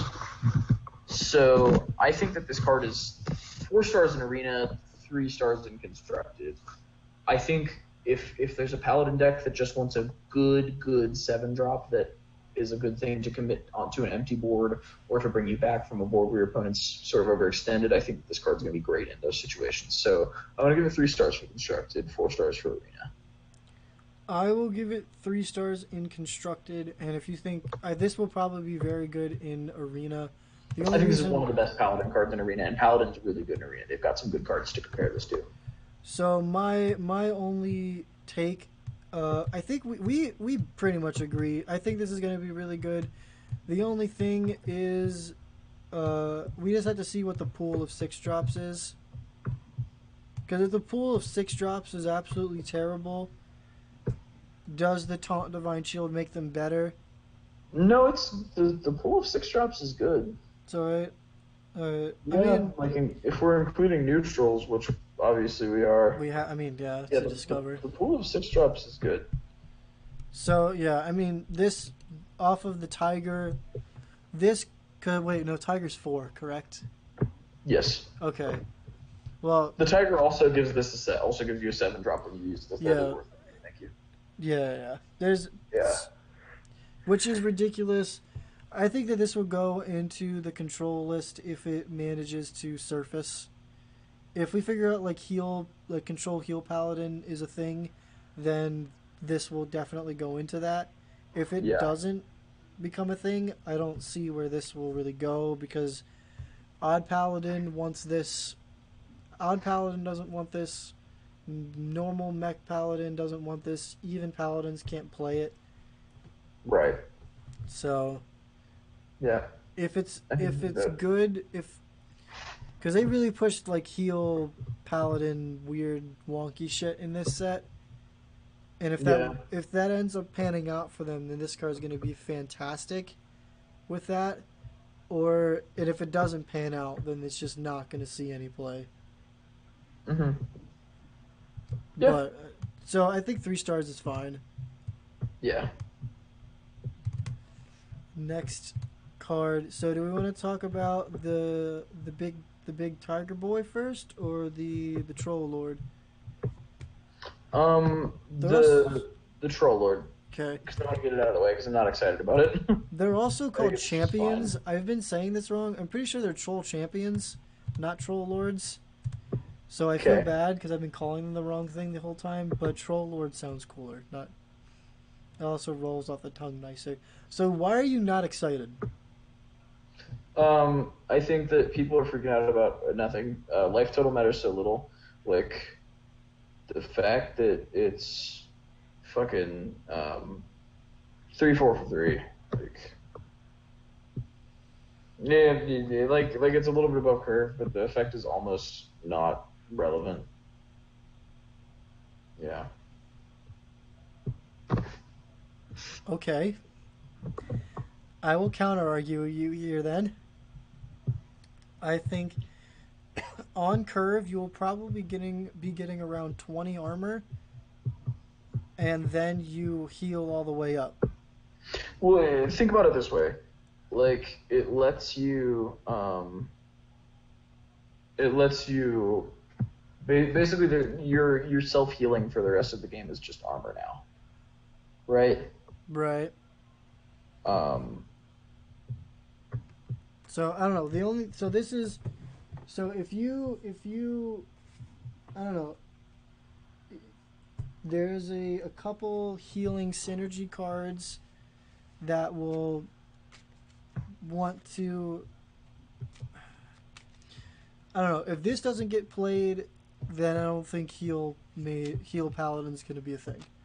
Because the reason why you play heal paladin is to play this card, make all your stuff armor, and then have a reason to play all of those heal spells that heal 4 and draw a card, and because you've healed a whole bunch, that 4-drop 4/4 turns into the 4-drop 8/8 with taunt, like all of that sort of stuff. And then you're now playing you have reasons to play tons and tons of spells, so then the Loa becomes your big payoff card. With the Tiger, and you're playing tons and tons of spells to heal yourself, and also you might want to play the quest as well. Like, if you really want to get spicy and try to combine quest heal paladin together, you have the quest, you're healing a whole bunch of stuff, you're playing a whole bunch of stuff, you have, I don't know, combining this is going to get played if that sort of deck becomes a thing. Whether or not it does become a thing is totally up in the air, I think, at this point. Yeah, I'm comfortable giving it 2 stars. I don't think it's relevant. I think the amount of, like, a little bit of life gain that it provides you is so negligible. Like, nah. Matt says so it does nothing. So it basically does nothing. I mean, not horrid for heal paladin, but otherwise, what's the point? Yeah, I think that's what Fred was saying, basically. Yeah. All right. Well, I'm fine with giving it 2 stars just because I'm not super confident that heal paladin is going to be a thing. The only thing that stops it from being 1 star is the fact that it's a 3-mana 3/4, which is always good. Yeah. Yeah. So next card, which is the Loa. Shirvala the Tiger. Are you excited about this one or no? I love this. Okay, good. We're on the same page. Yeah, and I think we've been on the same page. Like, no. This is one of the things that I said was gonna be the reason why Quest Paladin is broken as well. Yeah. Just because it's really hard to come back from a Galvadon, a Lanessa, getting constant value off of playing your spells, and then when it's all said and done, you drop Servala, and they don't have anything else to just... Like, this seems like it's going to be the straw that broke the camel's back, just because they've had to deal with so much other stuff, and then you drop this, and they're just like, well, shit, that's a 7-drop. That's a 7 life gain. And this is cool, really good, seems fun. It got everyone spicy because it's 25 mana. Yeah. So, Yeah, I think it's good. I'm excited for it in Quest Paladin. I'm gonna give it 3 stars. 3 stars? All right. Yeah, I don't think it's the real thing that's pushing Quest Paladin into the spotlight in this meta, but I think it'll definitely find a slot in the 30 cards. Yeah. Well, I mean, this isn't gonna. This is. I don't know. This doesn't seem like it's gonna be a spotlight, unless you're running that. I don't know. Yeah. Cause like it's just the fact that it's something else for your opponent to have to deal with in the late game, that they've already used so much other removal and silence on other stuff. Yeah. And plus, if you Zola your Lanesso or your Galvanon, then I don't know, I'm just excited. It's gonna be fun. There's so much stuff with this one. All right, let's move on to the next class.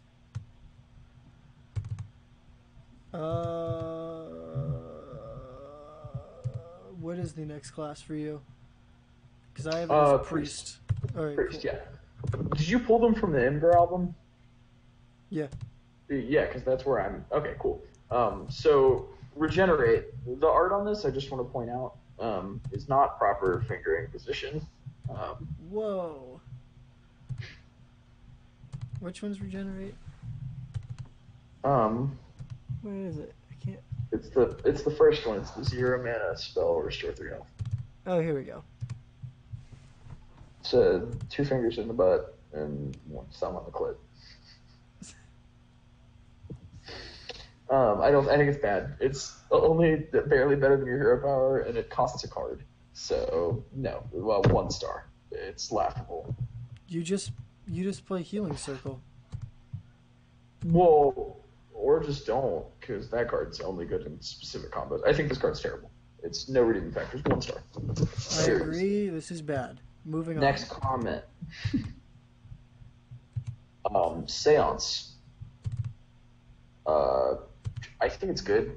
I think the fact that you can hit your opponent's Lich King or with this and then drop it here, it's just good. This seems really good.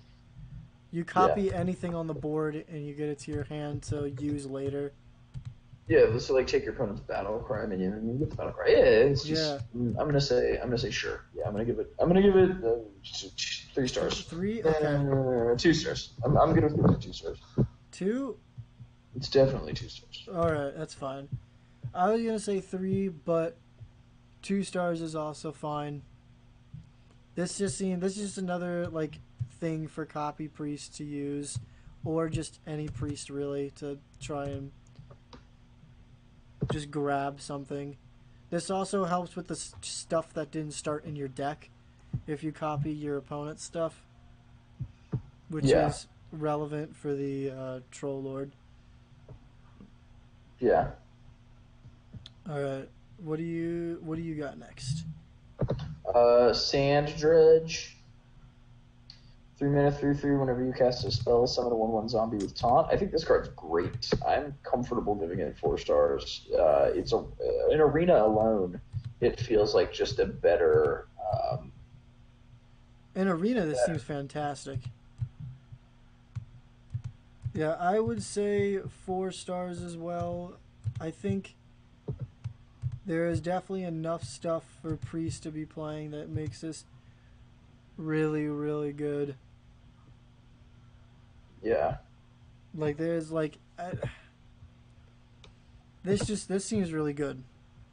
Yeah, this art also feels old school. It feels like the old World of Warcraft TCG. I think it might be repurposed from that. Possibly. I mean, it's very old effect feeling, sort of I don't know. Also, just for me, Priest this round is pretty lackluster, for this set. Yeah. And I don't know. I think Priest is fine. Sand Dredge looks okay. I'm gonna give Sand Dredge 3 or 4 stars. What do we? I think 4 stars. You said 4. I'm gonna say 4 as well. This seems pretty good. I know a couple cards from Classic were ripped from World of War TCG. Yeah, I know some recent ones were too. It's like it's a regular thing that they do now. I think it's kind of cool, like reusing those art assets just so that people can see them because that game hasn't existed for years and years. Yeah, yeah. Spirit of the Dead, I think, has really interesting combo setup potential. It is the 1 mana priest Loa or priest spirit. It's a 0/3 stealth for 1 Yes. turn, and whenever one of your minions dies, shuffle a 1 mana copy of it into your deck. People were saying that this is a worse version of the 2 mana 2/2 for rogue that shuffles or that Okay, adds a copy to your hand. that's wrong and dumb. Okay. Consider this. I am considering. You can shuffle the quest reward, another one in your library, but it's 1 mana. And all of your other death rattle dudes. That's very disgusting, and I don't want anything to do with that. Oh no, hold on 1 second. Is there an issue? Nope, never mind. The stream decided to poop itself for a second. I don't know why I did that. Yeah. There we go. So, how many stars would you say? I want to give it 3. I'm gonna try it out for sure in like Quest Priest. Okay. In both what's it called formats in Wild and Standard. Okay. I think it's actually gonna be kind of pickable in Arena. Really? I don't know. Yeah, I think it's alright. Alright. Alright, hopefully that should fix the stream. For some reason, I think my internet just pooped itself, and it was like, well, you're not going to stream anymore. So I had to restart the stream real quick. Mm-hmm. But hopefully that works. So what is the next card you want to talk about? The next card is Mass Hysteria. I think this is a bad brawl. You think this is a bad brawl? I will agree with you. Mm-hmm. It's...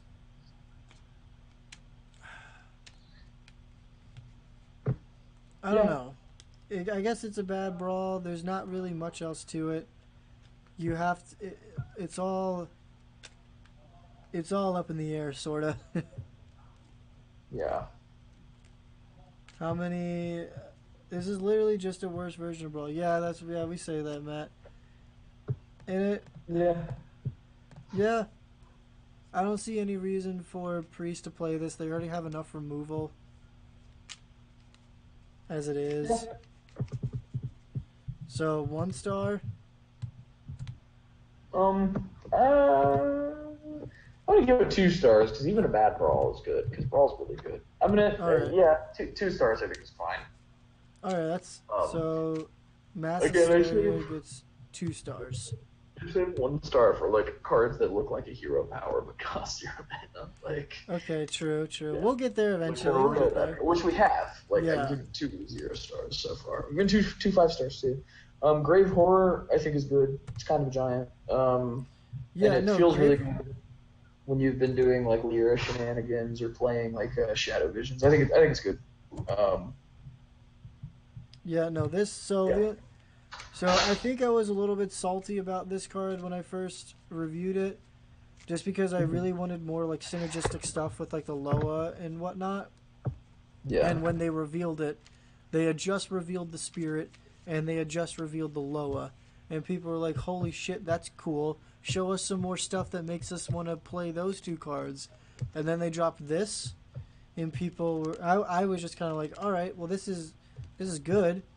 But this wasn't what I was looking for.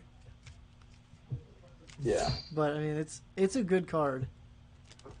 I would say 3 stars. What about you? Yeah, I'm comfortable with 3 stars. I might even stretch it to 4 depending on the environment, depending on if there's a deck that wants it. But I think 3 stars is probably the safer thing to say. All right. Yeah. I think that is. Yeah, 3 stars seems pretty safe. It is a giant.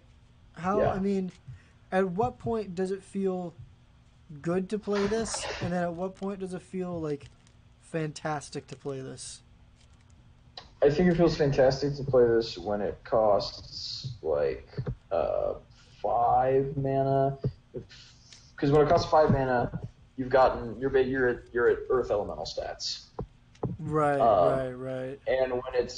And that's great. That's basically the Overload 2 is taking place in the form of the deck building and the gameplay you've had to get through to get it to that point. And I think if it costs more than 5, you're exiting Earth Elemental stats, but it's still good. I think it's good until 7 mana in Constructed. Okay. 7 mana is the cheapest. Yeah. That you're willing to play it. That makes sense. I would say, yeah.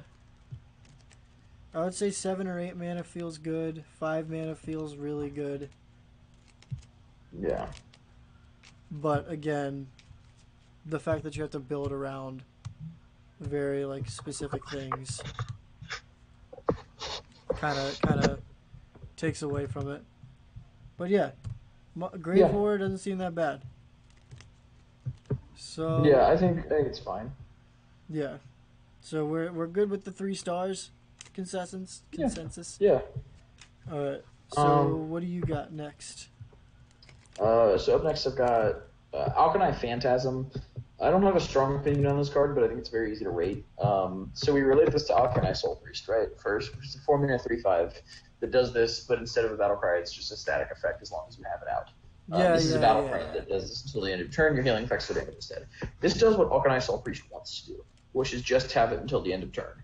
It costs less, so you're more likely to just play it and then play the cards that you want, and you also don't have to like deal with it sticking around and preventing you from healing yourself with your hero power.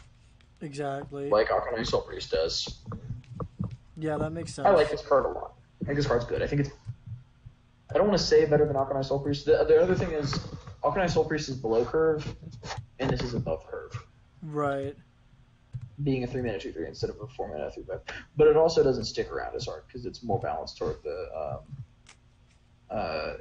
attack end of the spectrum. So I think that it's worse in that respect.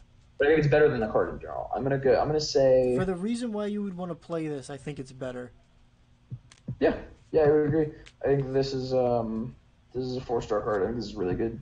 All right, 4-star card for the Phantom. Yeah, I think the stats aren't really what people are gonna look at anyway. It's just the fact that I can. This is gonna get really weirdly comboed with like double your healing and damaging effects. So we'll see. There's probably some wacky combo that happens with this and the doubling of the doubling of your healing effects with that big 7/7 legendary boy. So you just drop this. You drop the big 7/7 boy. Hopefully it sticks. And then you swing out with something crazy with this and a bunch of heal spells. So yeah. This seems good. Yeah, I like it. I wanna go ahead and give it those 4-star Orinos. Yeah. So Potion of Madness is what you have. So this says hang on. So this says live stream offline for me. Interesting. Is it displaying that for you? No, I am watching the stream on my other laptop. So if you want to reload your page. Yeah, I'm trying to reload it. It just says Fred in all caps. Okay, yeah, no, it's back. All right. So Surrender to Madness. 3 mana, destroy 3 of your mana crystals, give all your deck +2/+2. This was the #1 talked about card in terms of Reddit, YouTube content creators, pro players. It seems like everybody thinks it's either pretty good or it's terrible. It's terrible. I'm gonna. Honestly, I would like for there to be more of a controversial debate to represent, sort of the way that people were talking about this on Reddit. But I think it's terrible. I don't think it's good. I really don't. I think the cost is just too steep. If it only blew up maybe 2 of your mana crystals, then it'd be fine. But 3 is just too high of a cost to pay. People are saying like in a post-Keliseth world that maybe people will play this, but it's Nobody was playing Keliseth anyway, and this blowing up your mana. Yeah, no, this is a bad card. I'm gonna give it 2 stars. All right, 2 stars. All right. So because somebody's gonna want to play with this, and it's gonna do okay. Like I'm gonna get someone to it. it's too interesting and has too much potential. Almost just meme potential to be a 1-star card. Yeah. Yeah. So Regis Kilbin was playing in a like pre-release with one of his friends, and he played this as a deck because of his limited pool, and it put him so far behind in the game. It was the only reason why he even like survived was because he managed to draw Psychic Scream. Yeah, that doesn't surprise me. Wait, Psychic Scream? Yeah, to shuffle his opponent's board back into No, I know what it is. How did that get in his pool? Because people are playing with them now. People who open their packs can play in Fireside Gatherings. They can't play it on ladder, but they can play it in like closed Fireside Gathering things. Wait, you can open your packs already? Only if you're in a Fireside Gathering. Oh, okay. No. I thought when you said it was a pre-release event, I thought you meant that he was only playing with the cards from his pool. Well, nothing else. You can do that, and then you can also do other stuff. Okay, cool. That makes sense. Yeah, Right. yeah. You just have to be in like the closed circuit, whatever. Yeah. So the first Priest Legendary, the Loa. Wansamdi the Dead. I like him as a card and his art and his name, and yeah. I think this card's good because considered a spirit. Yes. No. Yeah. It's this card. No, this card is not bad at all. Yeah, I like it fine. I think 3 stars is fair. I think this card has prevented itself from doing anything really bigly meme worthy. Yeah, I think it's just awkward to. It's awkward to. So what I was saying in my card review is basically it takes so much setup to be able to make this pay off. And will you want to have that much setup, and will you be able to produce that much setup without dying, basically? Yeah, I mean, I think that's fair. I think it's fine, but I don't think it really fits in any deck that exists. I don't think that anyone who plays Priest care enough about this to kind of Priest to play it. They're just playing Quest Priest. Or at least I'm speaking for myself. As a big Priest player. Yeah, that makes sense. Yeah. That's where I'm. Alright. That seems fine. That makes sense. So the next one is the Troll Lord Princess Talanji. Hang on a second.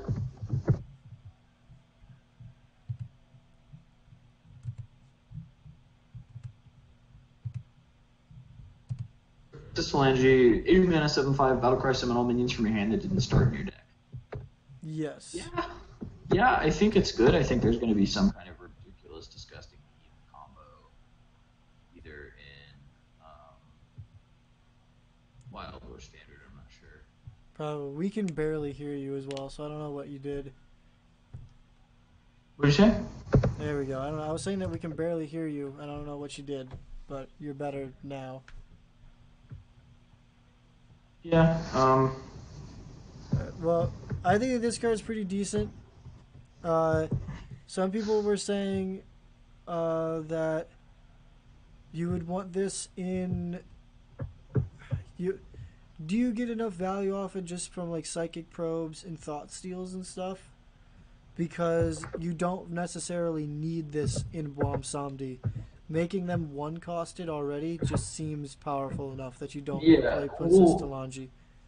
Well, here's the thing. I think that this is good with like cards in other classes. Like maybe there's like the 3-mana thing that draws 2 cards from your opponent's deck, basically. Yeah. Thought Steal or Mind Steal, whatever one that was. Yeah, and if you happen to steal like an 8-mana big boy minion or something, then this puts it in for free. Yeah, that definitely makes sense. Yeah. Yeah, I think it's alright. I would definitely agree. How many stars would you say? Let's go 3. I don't think this is going to cover the tumor archetype. I think it has the same problem as the last set. As Wam Samdi? Yeah, it's one something. It's not going to be able to carve its own, like. There's no deck that revolves around Princess Talanji. Yeah. That makes sense. Alright, well, we're now moving into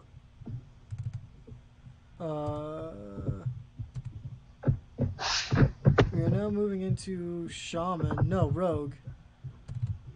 Yeah. So this one, the serrated tooth. This is put a lot of had a lot of people talking. Alright. Death Red will give your minions rush. Interesting. Yeah, I think like the fact that you can't crack it until like turn 3, or you can crack it by playing your hero power, I guess. But you want to. I can't think of a minion in Rogue that you really want to give rush, because Rogue is already so good at controlling the board that turning your minions that you probably don't play a lot of in the first place into removal spells by giving them rush isn't going to be very effective. I don't think this card's good. I'm going to give it 2 stars. Okay, that's fine. Like, Rogue is so good at controlling the board, you don't need to turn minions into. Yeah, I agree. I don't think that this. Yeah. Matt hasn't given us a take on a card in a chat in a while. Are you still there, man? You still there, Matt? Let us know how you feel about these cards. How are you feeling about these things? Yeah, I don't know. There's just so much removal stuff for Rogue already that this doesn't seem very good. But I mean, a 1/3 weapon for 1 is I guess, especially in Rogue. Like, does this feel good coming off of like people stealing it from Rogue though? Yeah. Is an interesting thing, but yeah. So 3 stars is. Yeah, I think 3 stars is fair.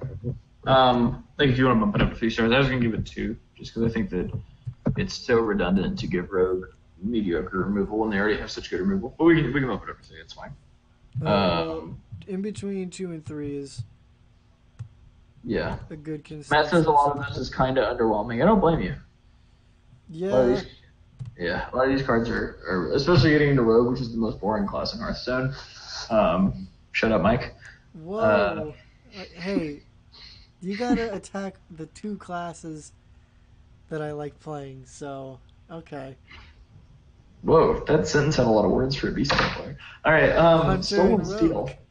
Discover a weapon from another class. I don't think this card is as good as a lot of people have been hyping it up to be. I think it's mediocre at best. In best case scenario, you're discovering one of the legendary weapons from Kobolds and Catacombs, but once those rotate out, this quest gets a lot worse. Like, Valnir is obviously great. Maybe discovering, like, a weapon from, like, Paladin that heals you, like True Silver Champion, because Rogue doesn't have a lot of healing. I think the ceiling for this card is relatively high, but not high enough for something that costs 2 mana and doesn't generate party advantage, and the floor for this card is really low. So, there's such a huge spectrum. The floor for this card is, like, you get offered a couple of 2 mana 2/2 weapons, and then, like, one that doesn't synergize with what you're trying to do. Right. Also, Rogue wants to play weapons anyway, so. Yeah. So I'm big comfy giving this 2 stars. Oh, wow. I was going to say 1, but 2 is okay. I don't think this is bad enough to be worth giving 1 just because of the ceiling. Okay. Because you can get, like, a legendary off of it and whatnot. Yeah. Makes sense. I am fine with giving it 2 stars then, because the ceiling. Yeah. What is the next one you got? We got Walk the Plank. 4 mana, destroy an undamaged minion. I think this is pretty good. 2 more mana than Eviscerate. Execute. Yeah. No. Also 2 more mana than Eviscerate.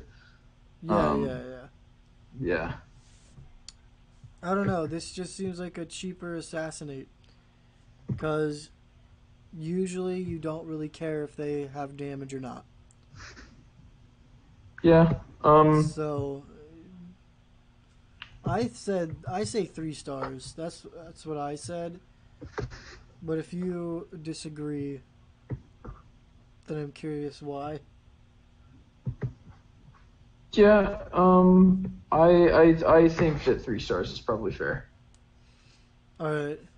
I like this as 3 stars. I think it's pretty unequivocally better than Assassinate, but I don't think that decreasing Assassinate by 1 mana makes it good. Because we also have Vile Spine, but Vile Spine's at 4 mana, right? Or is it 3? Vile Spine is at 5 mana. Oh, it is at 5 mana. So But it's really good. Like, I don't know. Vile Spine is fantastic, but it also takes up 2 cards because of the combo, which usually doesn't mean a whole lot. yeah. So this is 1 mana cheaper than that and doesn't have the combo. Yeah, but doesn't leave behind the 3/4 body. Yeah, no, that is definitely a valid point. Yeah. I don't know. This just seems like another removal tool that Rogue can play if they really want to. Yeah. Which isn't bad or anything, for sure. Yeah. I'm pretty comfortable giving this. I'm comfortable giving this 3 stars. Nice. Bloodsail Howler. 2 mana, 1/1 rush, battlecry, gain +1/+1 for each pirate you control. If you're trying to make Pirate Rogue mid-range a thing, then this is doing it. This is good. If that wants to be a thing, then this is how you do the thing. Yeah. Words.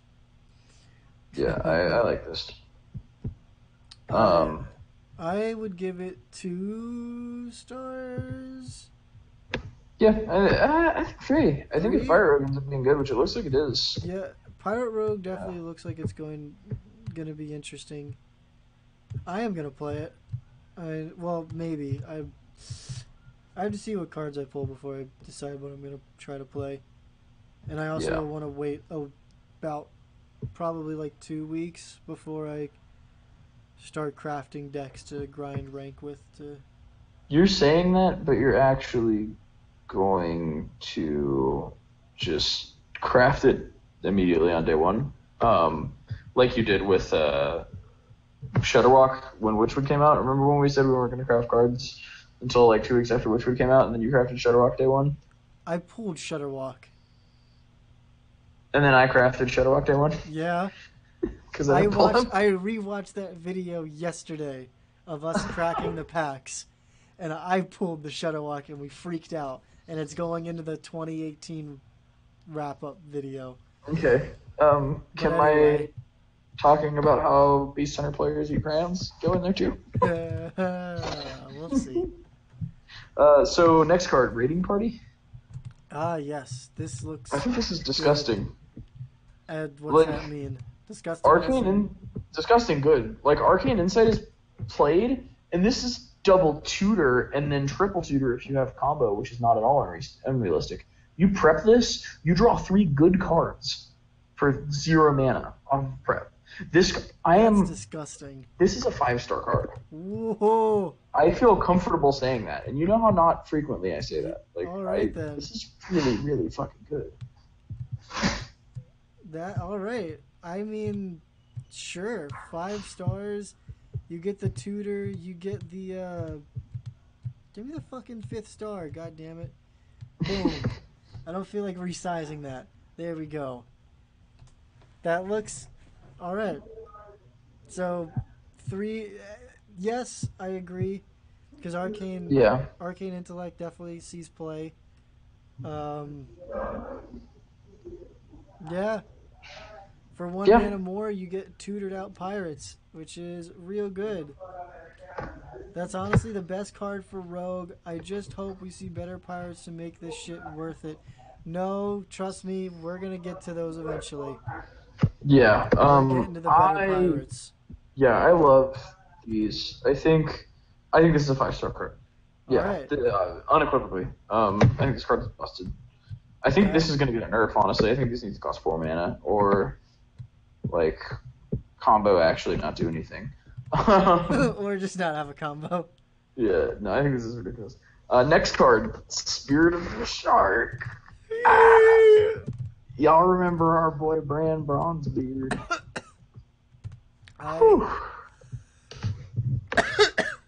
Yeah.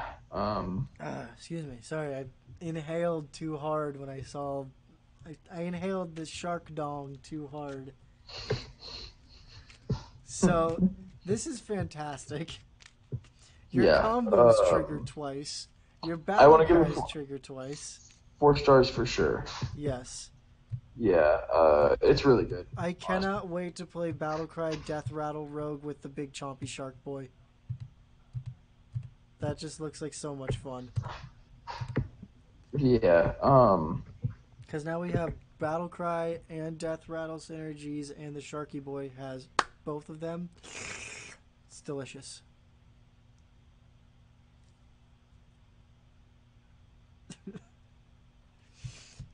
So we're comfortable with 4 stars?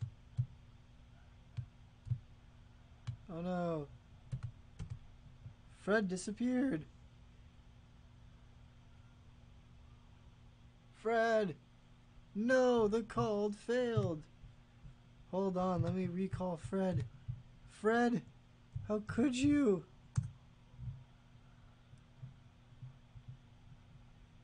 Fred, why must you break? Oh, there we go. Your call failed, my friend. Hey, what happened? I don't know. The call dropped for some reason. But Matt says, let the insanity begin. And I think we're good with giving this 4 stars. For sure. He lives. He does live. Maybe not for long. Hold on.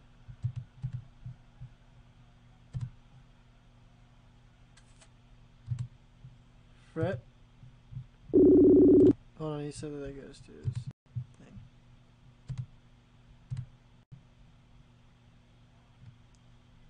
Hold on, we're having some technical difficulties. What? Tried to call again. Hold on.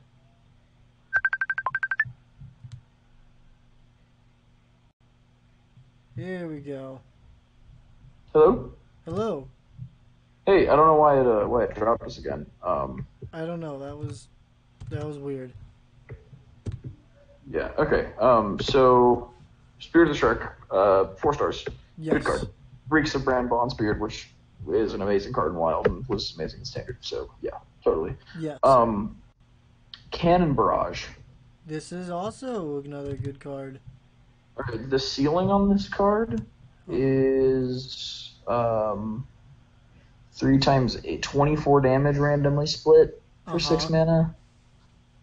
I think the floor on this card is 3, which is awful. 2 random enemies, laughable. The average on this card, I think, is going to be 12.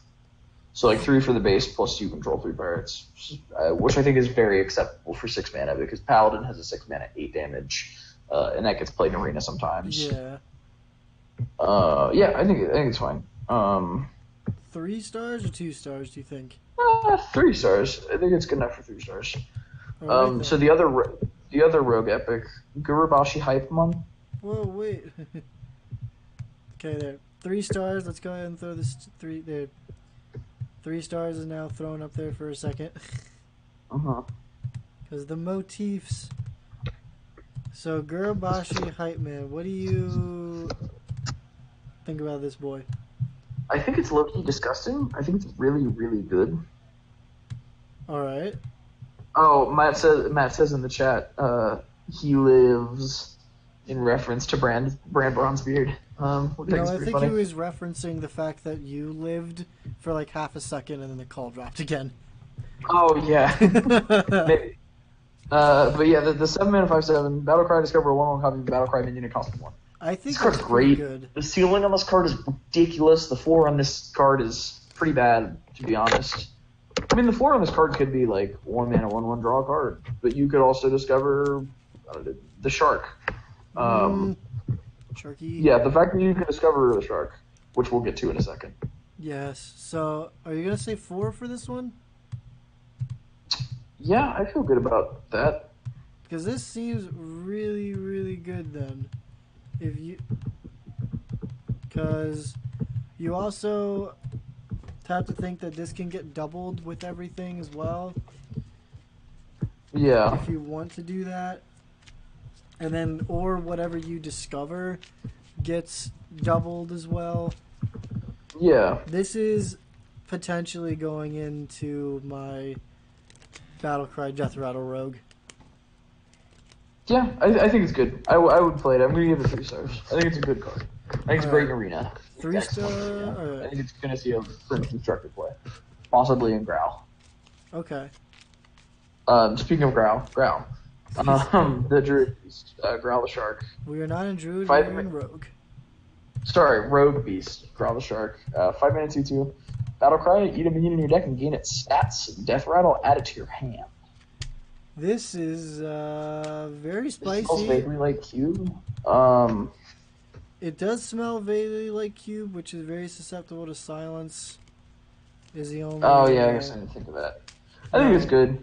I think it. I like think it's very fun. Will it be good? I don't know. Really well. It matches with the spirit really well. Yeah, no, that's the point for sure. Yeah, Eat I think 2 it's minions. 3. I said 3 stars because I was worried trying to rank this too high. Because this is like grossly susceptible to Spellbreaker or Iron Beak. I'm comfortable with 3 stars. Yeah, but it also, I mean, they have to use their Spellbreaker or Iron Beak on it, or it's a huge tempo play for the person who played it. I like it. True. I just think it's good. All right. But yeah, I'm gonna give it 3 stars. I think it's very safe giving it 3 stars. I think we could push for 4 stars, but I don't know. This is gonna be a 2-part stream, right? Yeah, we can do all the neutrals tomorrow. Well, no, I was thinking we stop after like the next class. Okay, that's fine. Or maybe do one more class. But like I'm free. We have Warlock and Warrior to do. Yeah, we can just do the rest of them in neutrals. We have Shaman, Warlock, and Warrior. Oh Jesus, yeah, never mind. We can just finish this tomorrow after this last Rogue card. Yeah, well, because I'm done with the podcast at 6, so I can just we can do it late night, or we can just do like an evening time thing. We should do an evening because I gotta get sleep for the next. Yeah, I also have classes. That's a good call. Okay. But anyway. Last card of the night. Yeah, Captain Hooktusk. The I think this card's potential great. payoff card for pirates. You can make it so the only pirate in your deck is like really good. I think the biggest pirate is like a 5/4, but still like summon 3 5/4s from your deck. Yeah. With Rush for 8 mana, and it's like 8 mana for the overkill pirate for from the neutral class.